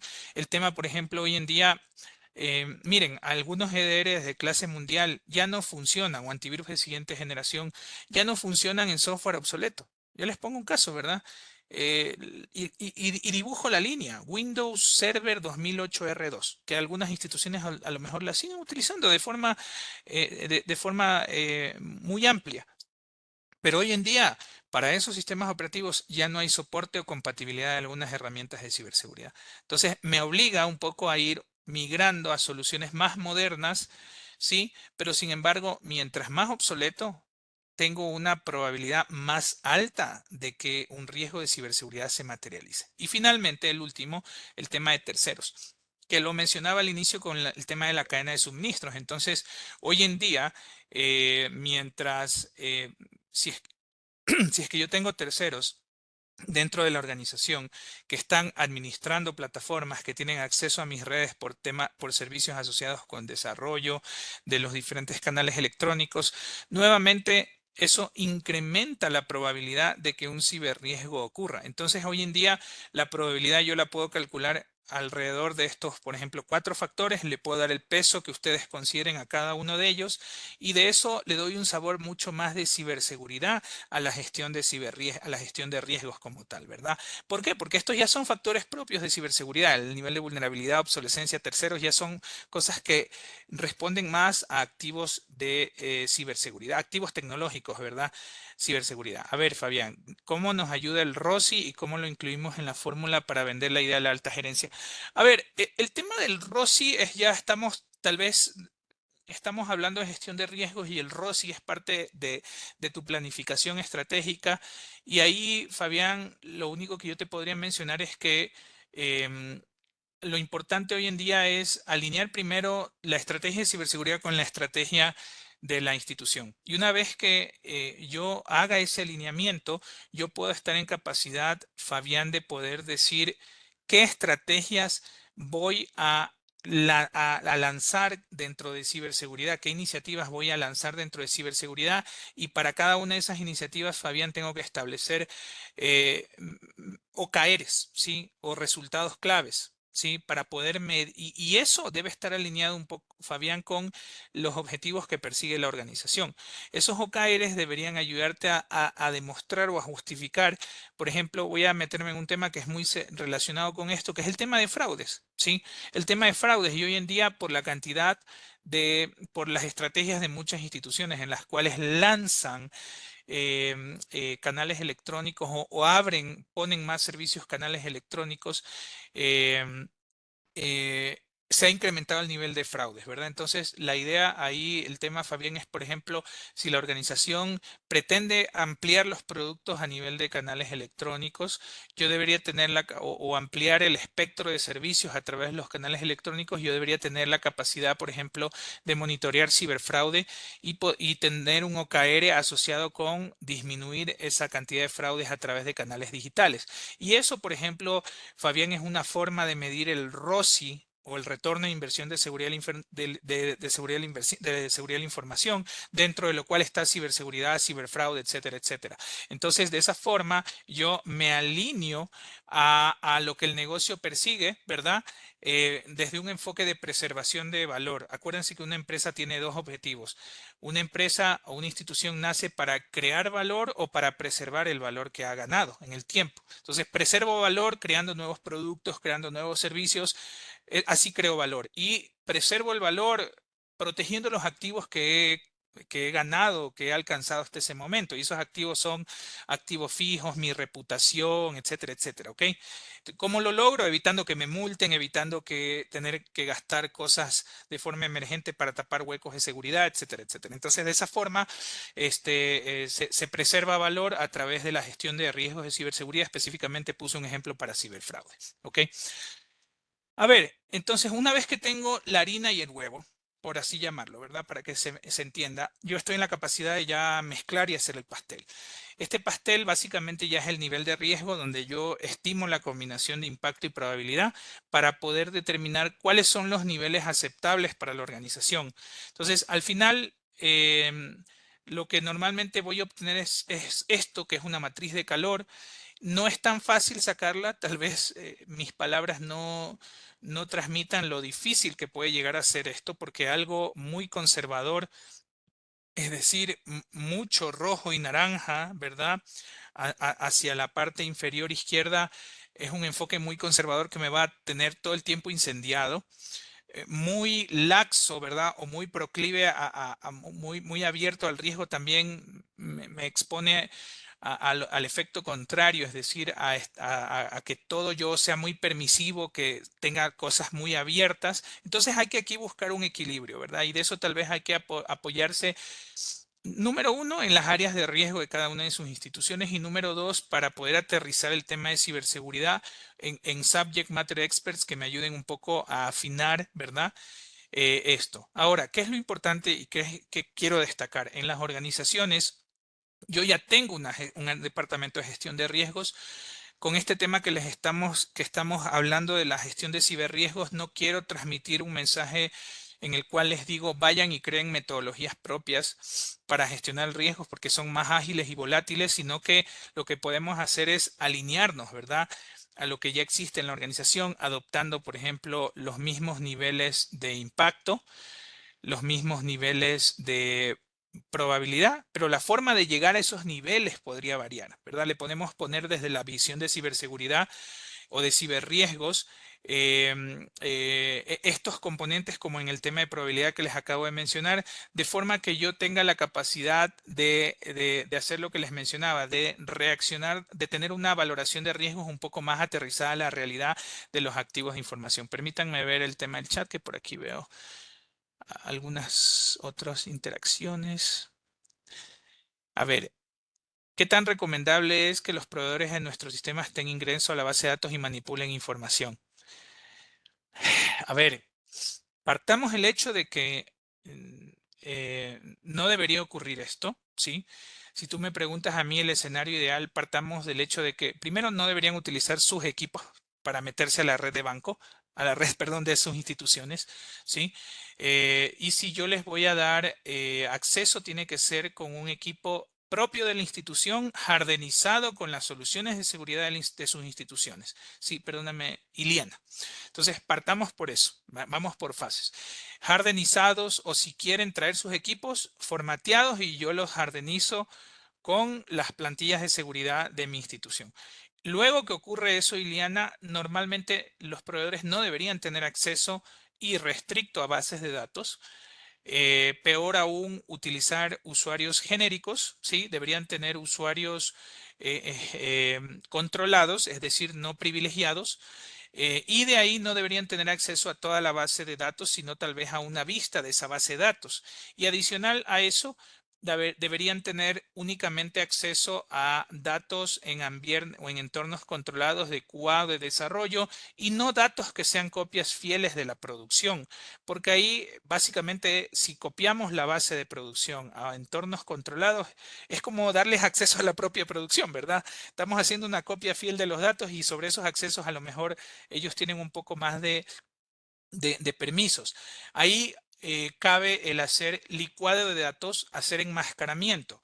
¿Cuál es la excepción, Iliana? Es cuando, por ejemplo, yo estoy trabajando con herramientas que utilizan los datos propios de cada persona para hacer proyecciones de, por ejemplo, de riesgo, de comportamientos, y ahí va a ser un poco más difícil licuar o enmascarar los datos, Iliana. Entonces, ante eso, normalmente lo que podrías hacer, Iliana, es hacer un análisis de riesgos para poder determinar si es que se requiere o no excepcionar algún tipo de control y establecer un control compensatorio adicional que no lo tienes comúnmente aplicado a todos los proveedores, como por ejemplo firmas de contratos, firmas de NDA o convenios de confidencialidad con la empresa y con los programadores o las personas que están brindando apoyo.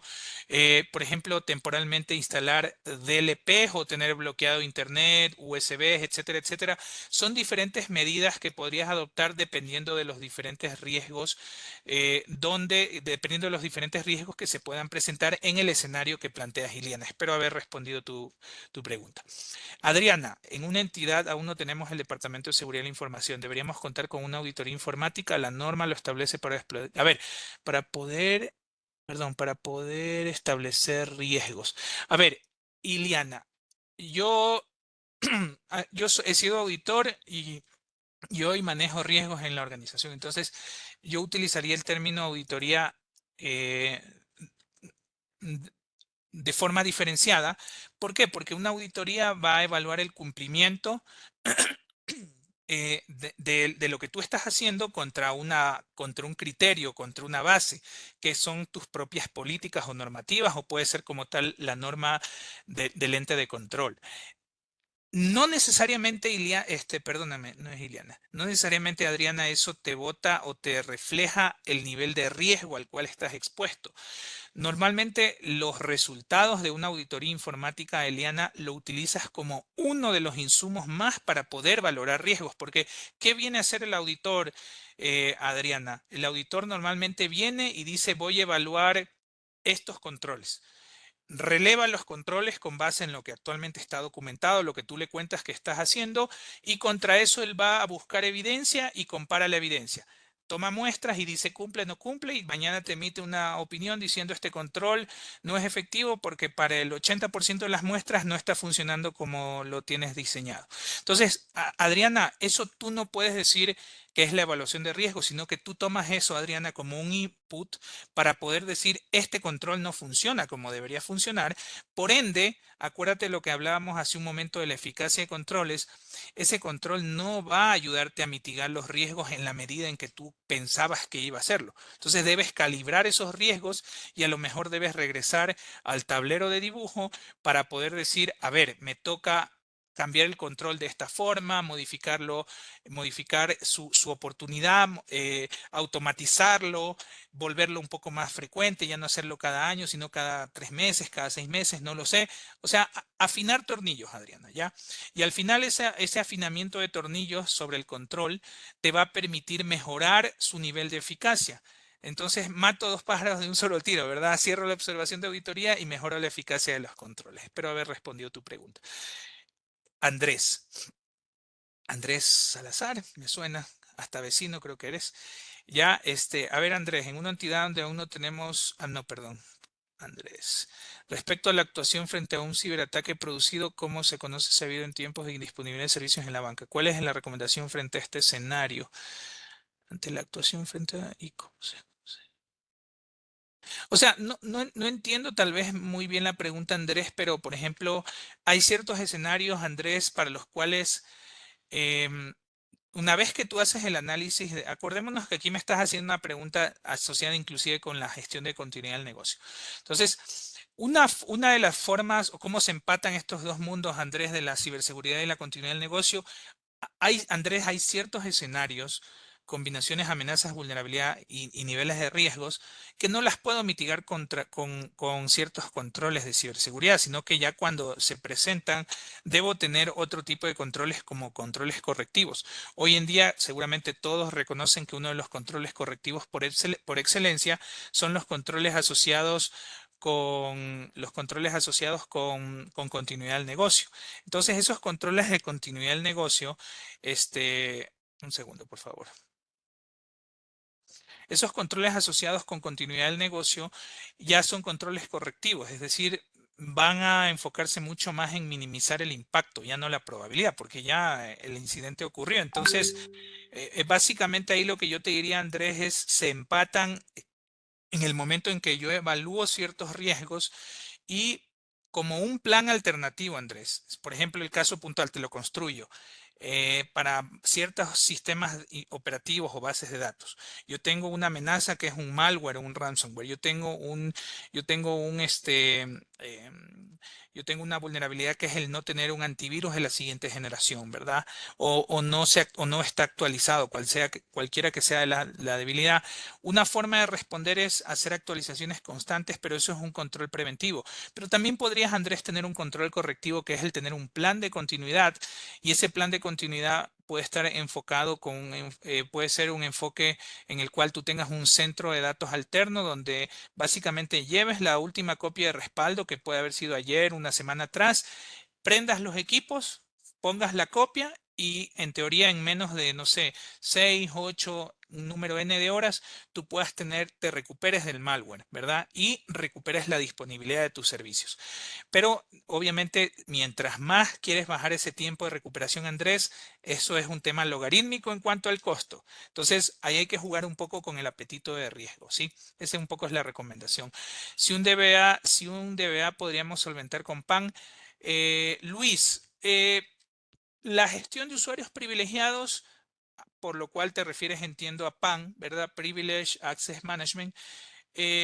Como DBA, yo diría sí lo puedes solventar, pero adicional a eso, a nivel de base de datos, no todos los problemas vienen por usuarios privilegiados, Luis, sino también por el resto de usuarios, los usuarios normales. Entonces hay que complementar los riesgos asociados con bases de datos con firewalls a nivel de base de datos, ¿sí? No sé si con eso respondo tu pregunta. Gracias, Ileana. Gracias, Adriana. Listo. Entonces, avanzo. ¿Verdad? Avanzo un poco más. Acá el tema del nivel de riesgo, llego a esto, les mencionaba involucrar o tomar lo que ya existe en sus organizaciones para no crear silos, esto es importantísimo, o no crear diferentes metodologías o visiones de riesgos. Lo que es crítico para ciberriesgos debería ser crítico para el resto de la organización. Eso es importante, ¿verdad? Acá lo importante es poder armonizar lo que ya existe con la ciberseguridad. Entonces acá básicamente, por ejemplo, esta es otra forma de graficar este tema de riesgos y también lo importante es establecer las diferentes acciones. Fíjense que acá en algunos casos algunas empresas pueden buscar, déjenme dibujar, en algunos casos algunas empresas pueden buscar, con este color no lo voy a lograr, en algunos casos algunas empresas pueden buscar inclusive ni siquiera mitigar aquí los riesgos, sino evitarlos, es decir, desaparecerlos. En esta zona, algunas empresas sí buscarán mitigar el riesgo. ¿Cómo lo mitigo? Con un control de cualquier naturaleza. O cuando ya empiezo a irme a la zona donde ya puedo dormir un poquito más tranquilo. Perdonen, es que se me perdió el puntero. En la zona donde ya puedo dormir un poquito más tranquilo, ¿verdad? Yo ya podría empezar a monitorear los riesgos y va a haber un punto, ¿verdad? Una zona en los riesgos donde yo ya no tengo que hacer absolutamente nada, porque no voy a, lo que en algún momento decía, no voy a invertir en controles que me va a costar, no sé, $100 para proteger activos que cuestan $1. No tiene ningún sentido, ¿verdad? La gestión de riesgos justamente nos sirve para poder priorizar y determinar qué es lo urgente, qué es lo importante, qué es lo crítico, ¿ya? Bueno, ahí yo mismo le he puesto los grafiquitos, pero ahí los dibujé. Ahora, lo siguiente o el paso número 2 es el tema asociado con el tema de activos de información. Entonces, acá lo importante es considerar más fuentes para identificar activos de información. Y yo les mencionaba hace un momento, ¿dónde puedo encontrar fuentes para identificar más activos de información? En reportes de vulnerabilidades, informes de auditoría interna, externa. Adriana creo que me preguntaba, los informes de entes de control, boletines de fabricantes de Zero Days, feeds de inteligencia de amenazas. Entonces, esto de aquí me sirve tanto para identificar activos como para identificar amenazas y vulnerabilidades, ¿verdad? Que yo también lo había puesto acá. Entonces, para eso me sirve un poco, o de esa forma yo identifico tanto activos de información como amenazas y vulnerabilidades. Para activos de información, inclusive en las organizaciones, por esto es la razón por las cuales a veces me cambio un poco el chip a mi vida anterior, donde auditor, donde decía, es importante que tengamos documentados las arquitecturas de las soluciones para poder tener claridad de cómo están interactuando los diferentes componentes, conocer cómo está conformado el ecosistema tecnológico de una solución, y de esa forma es mucho más fácil levantar activos de información para poder eventualmente llegar a este punto donde identifico amenazas y vulnerabilidades y por ende también puedo hacer el mapeo e irme al siguiente paso, que es ya estimar el nivel de riesgo. Entonces, en el nivel de riesgo aplico lo que ya definí en los pasos anteriores, ¿verdad? Aplico lo que ya puse en los pasos anteriores, que es básicamente el impacto y la probabilidad, y ya voy ubicando, basado en eso, para cada uno de los activos de información, los riesgos que podrían ocurrir, ¿verdad?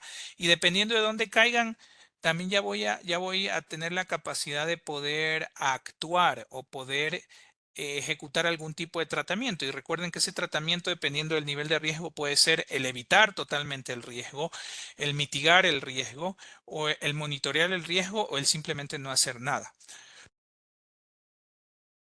Entonces, en esta fase, ¿verdad? Que es la fase ya 4 como tal, yo puedo llevar adelante eso, ¿ok? Ya.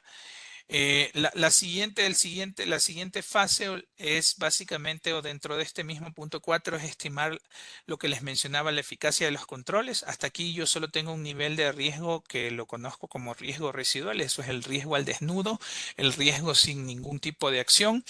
Y luego tengo que evaluar los controles. ¿Qué evalúo de los controles? Dos factores, ¿verdad? Normalmente estos dos factores son el diseño y la eficacia. ¿Qué evalúo del diseño? Normalmente evalúo aspectos como evalúo el control desde el punto de vista de cómo está diseñado para mitigar el riesgo, ¿verdad? ¿Qué evalúo del control? Evalúo su naturaleza, es decir, si son, por ejemplo, controles, perdónenme, aquí creo que más que la naturaleza es la oportunidad. La oportunidad son controles, por ejemplo, preventivos, detectivos, correctivos. Por ejemplo, si ustedes me preguntan, el 80% de los controles que yo desarrollo o implemento en una organización tienen que ser de naturaleza preventiva, porque esa naturaleza se enfoca en disminuir la probabilidad. ¿Sí? De ahí tal vez un 15% pueden ser controles detectivos y el 5% correctivos, pero no tiene sentido llenarme de controles detectivos y correctivos. Eso quiere decir que yo le apuesto a que ya me van a pasar las cosas, ¿sí? Cuando debería apostar a que no me ocurran, a mitigar la probabilidad. Entonces, en una organización la mayoría de controles deberían ser de naturaleza preventiva. La automatización, eso también es importante. Hay controles que pueden ser manuales, automáticos, semiautomáticos. Hay que apostar siempre a los controles automáticos. Afortunadamente, en los controles automáticos no se levantan a tomar café, no se cansan, no se van al baño, etcétera, etcétera. No necesitan vacaciones, y por eso son un poco más eficaces que los controles manuales. El tema de la documentación. Eso también es importante. Un control que no genera documentación no me permite tener trazabilidad sobre si es que está siendo o no efectivo. Y si es que, porque finalmente la documentación permite determinar si se ejecutó o no, e inclusive permite identificar cómo hay que hacer la reingeniería en caso de que llegue a fallar, ¿ok? Y finalmente el otro punto que se evalúa es la eficacia. La eficacia básicamente habla sobre la cobertura, sobre cómo está operando ese control. Cobertura, el control interno, ¿a qué me refiero el control interno? Si existen observaciones de auditoría interna, externa de los entes de control. Por ejemplo, yo puedo tener un control asociado, les voy a poner ejemplifico el tema de cobertura. Yo puedo tener los respaldos de información en sus organizaciones. Seguramente ustedes lo tienen y dicen, sí, yo tengo respaldos de información. Pero el tema de cobertura habla sobre, oye, pero sobre el 100% de aplicaciones que tienes en tu organización, el 100% de bases de datos, ¿respaldas el 100%? Y de esa forma yo determino si la cobertura puede ser el 50, el 60, el 70%. Obviamente ese control no va a ser efectivo para esos activos para los cuales no tenga cobertura o no estén siendo alcanzados por ese control. Por ejemplo, el tema del EDR. Ustedes podrían decir, yo tengo EDR en mi organización. La pregunta es, ¿lo tienen todos los activos de información? De tal forma que mañana no se te contamine ese activo o por ese activo de información no comience a entrar el malware y se disemine en toda la red de la institución. Entonces eso es importante, por ejemplo, evaluar en el tema de eficacia.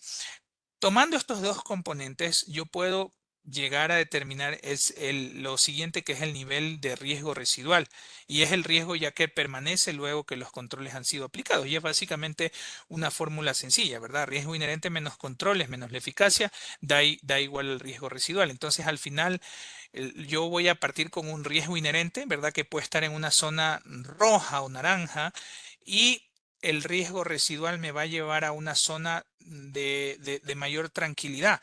Inclusive ustedes pueden decir, pero ese no es mi objetivo, ¿verdad? Mi objetivo es llevarlo al verde. Bueno, ese es el objetivo de todos, pero cuando estamos hablando de eso, ya hablamos de apetito de riesgo, ya hablamos del análisis costo-beneficio y, por ejemplo, también hablamos de los niveles de aceptación de riesgo. Yo puedo decir, parto de aquí, llego acá y quiero llegar a eso.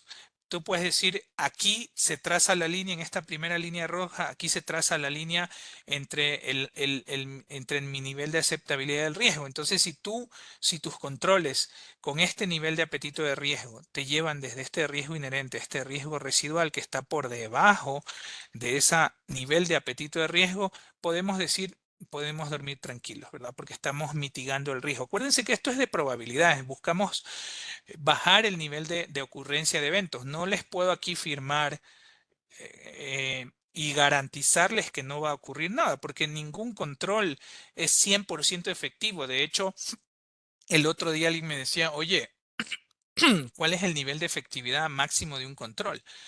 Y ustedes podrán encontrar lecturas donde les habla de un 75%. Por ejemplo, yo considero personalmente para mis metodologías de evaluación de riesgos que un control no va a ser efectivo más allá de un 80%. ¿Sí?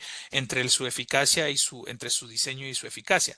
¿Por qué? Porque los controles siempre están sujetos a sesgos, a fallas, etcétera, etcétera. Entonces no van a ser 100% eficaces. Entonces eso a priori conózcanlo y sépanlo. Entonces, ¿pero qué pasa mañana si este nivel de riesgo inherente o este nivel de aceptación de riesgo está por debajo de ese riesgo residual? Es decir, si es que ocurre algo como esto, este riesgo residual estaría por encima aún de un nivel de aceptabilidad y tendría que sí actuar o hacer algo. Entonces son dos situaciones diferentes, ¿verdad? Y que mucho están asociadas con el nivel de apetito de riesgo de las organizaciones. Si es que tú quieres llegar al último nivel, que es el target, te toca invertir un poco más, porque el cubrir el último tramo, que es ese tramo B, puede llegar a ser un poco más costoso. Y nuevamente aquí ya empiezo a jugar con un tema de qué es lo que ofrezco a la alta administración y qué es lo que me puedo comprometer a hacer, porque hay de por medio recursos que invertir, ¿ok? Miren, la gestión de riesgos sí se puede planificar. Es decir, yo puedo decir cada año y medio voy a levantar los riesgos de estos procesos, de estos ecosistemas, etcétera, etcétera. Sin embargo, el 80% surge ¿de qué? De eventos de ciberseguridad, sobre todo aquellos eventos críticos. Esos eventos de ciberseguridad me tienen que ayudar a determinar si yo estoy, por ejemplo, cubriendo los activos y si los controles están siendo efectivos. Incidentes de seguridad, peor aún, porque ya un incidente es un riesgo material, es un evento para el cual ya se materializó el riesgo. Revisiones o auditorías internas o externas. Esto también, como lo mencioné a alguien, me va a ayudar a determinar el nivel de eficacia de los controles. novedades en la operación, es decir, identifico fallas en la operación de los controles y eso debería tener la capacidad de transmitirle al área de riesgos en mi institución para poder valorar esos riesgos y determinar si se pueden excepcionar o si es que necesito trabajar en conjunto para escalar al consejo de administración o a otro ente de gobierno para poder presentar la situación, un comité de riesgos para poder presentar esto y poder tomar una acción, ¿verdad? Porque lo importante acá es poder revelar los riesgos que se están presentando en diferentes instituciones.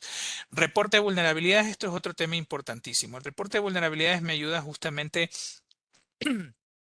a determinar cuál es ese, como yo les mencionaba, cuál es esa probabilidad de ocurrencia de riesgos. Entonces, esto me ayuda de forma continua a ir a hacer ajustes, perdón, a la probabilidad de ocurrencia de los riesgos para mis activos de información.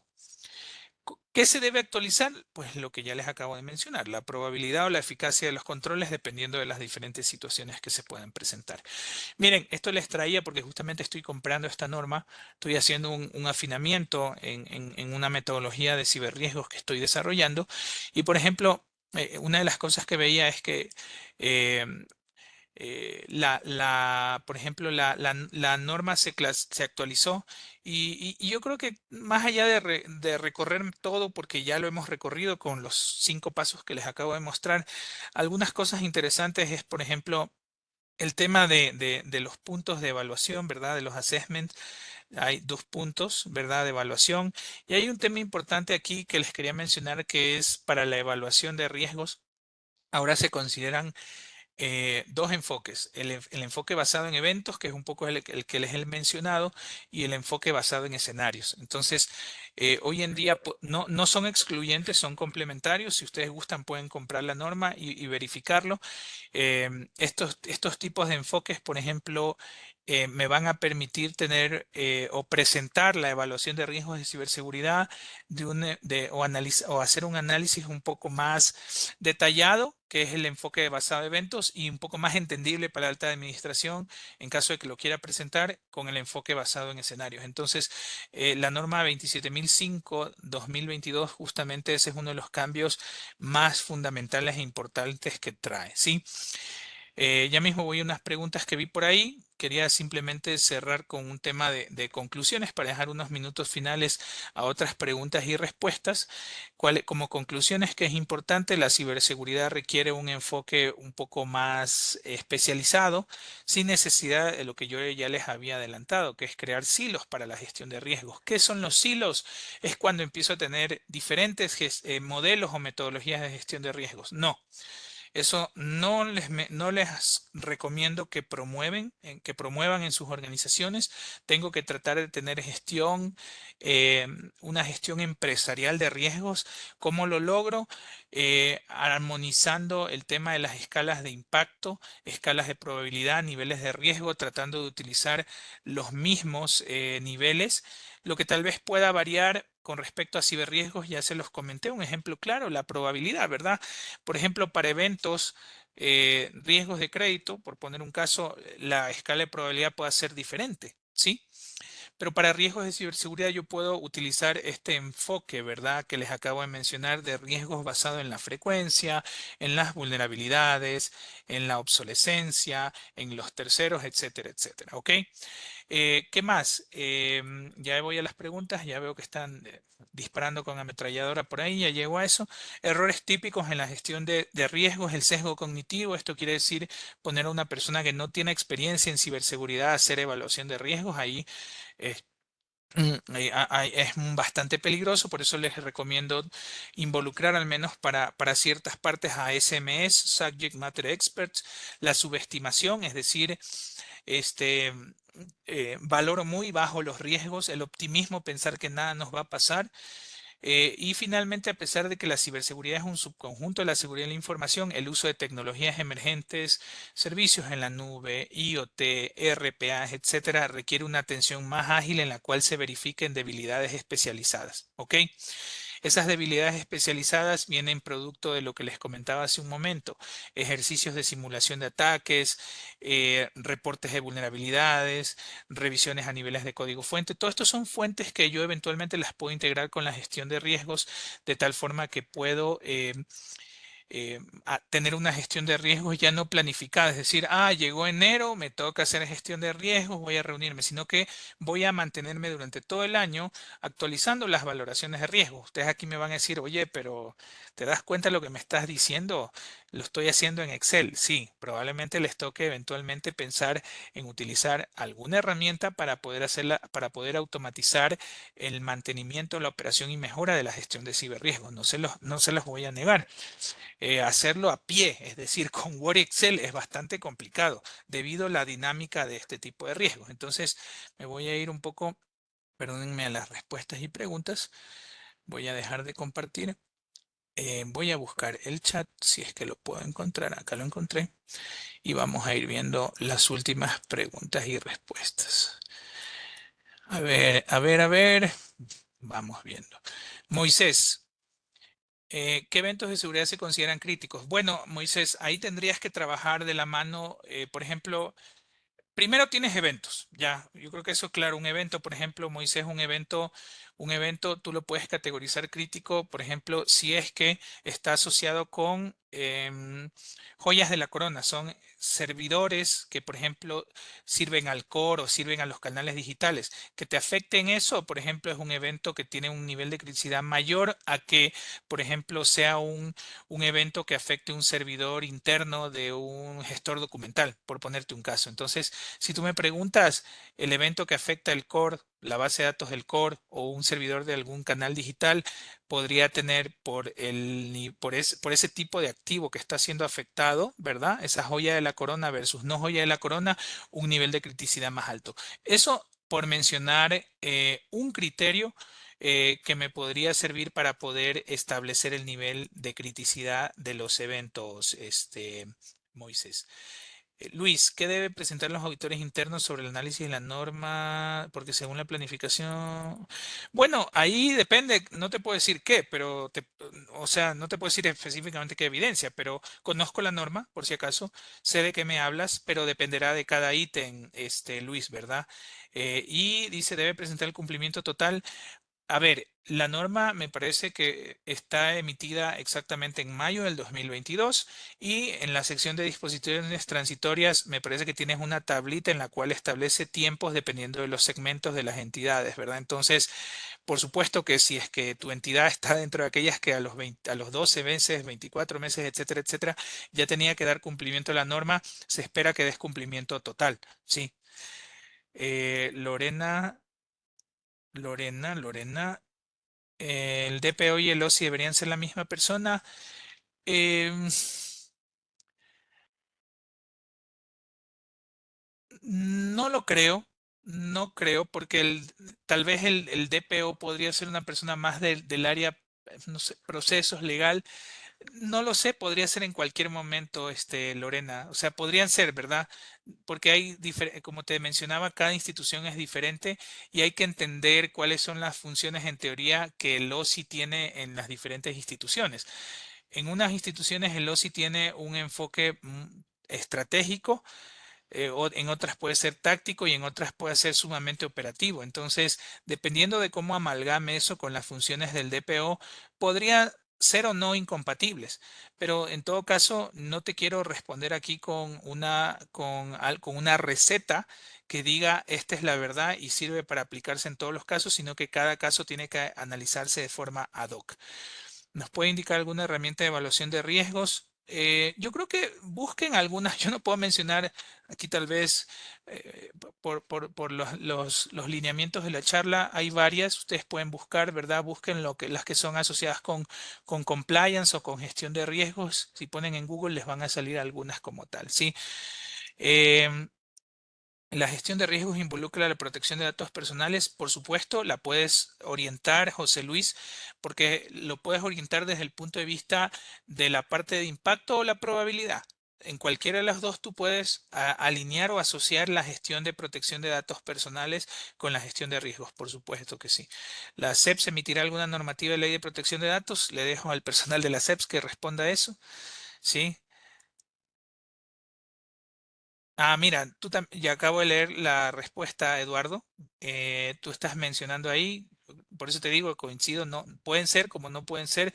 El DPO es una figura de seguridad y control, hay otra figura legal que se apalanca el cumplimiento de la normativa. Hasta ahí llegamos en las preguntas y respuestas. Y bueno, no sé si existen veo que bueno. Veo casi más de 300 personas conectadas. No sé si hay dudas o inquietudes con respecto a los temas que he conversado. Eh, no sé, unos espacios. Estamos a casi 6 minutos de finalizar esto. Y no sé si la pregunta a alguien, Cristian, Paul, de la que se hacía aquí sobre el tema de la normativa de la ley de protección, eso le dejo a ustedes para que lo respondan. Bueno, muchísimas gracias. Sí, en principio nosotros solo vamos a realizar ciertas acciones o normativas paralelas a la de protección de datos. Normativa como tal no podemos sacar en virtud que ya existe una ley superior en cuanto a protección de datos.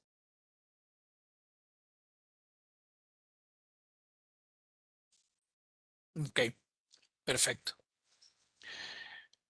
Bueno, si no hay más preguntas o inquietudes, de mi lado quisiera agradecerles a todos por el tiempo, por la paciencia. Espero que haya podido aportar a la gestión, a su gestión, ¿verdad? En sus diferentes instituciones. Y no quería dejar de aprovechar esto para poder felicitar y desearles un feliz Día de las Madres a quienes son mamás y por supuesto a todos, porque todos tenemos mamás aquí. Listo, muchas gracias, Robert, por tu excelente exposición, pues, y como siempre, la Superintendencia de Economía Popular y Solidaria extiende el agradecimiento a todos los participantes y por su participación activa, más que nada. Como siempre, les recordamos que la presente capacitación estará publicada en el enlace que se les compartió oportunamente y que voy a hacerlo de nuevo en los próximos días. Y también se les recuerda que al salir de la plataforma se despliega la encuesta del evento y les solicitamos que la completen adecuadamente. De esta manera, reitero el agradecimiento y será hasta una próxima oportunidad. Gracias, hasta luego. Muchísimas gracias. Tengo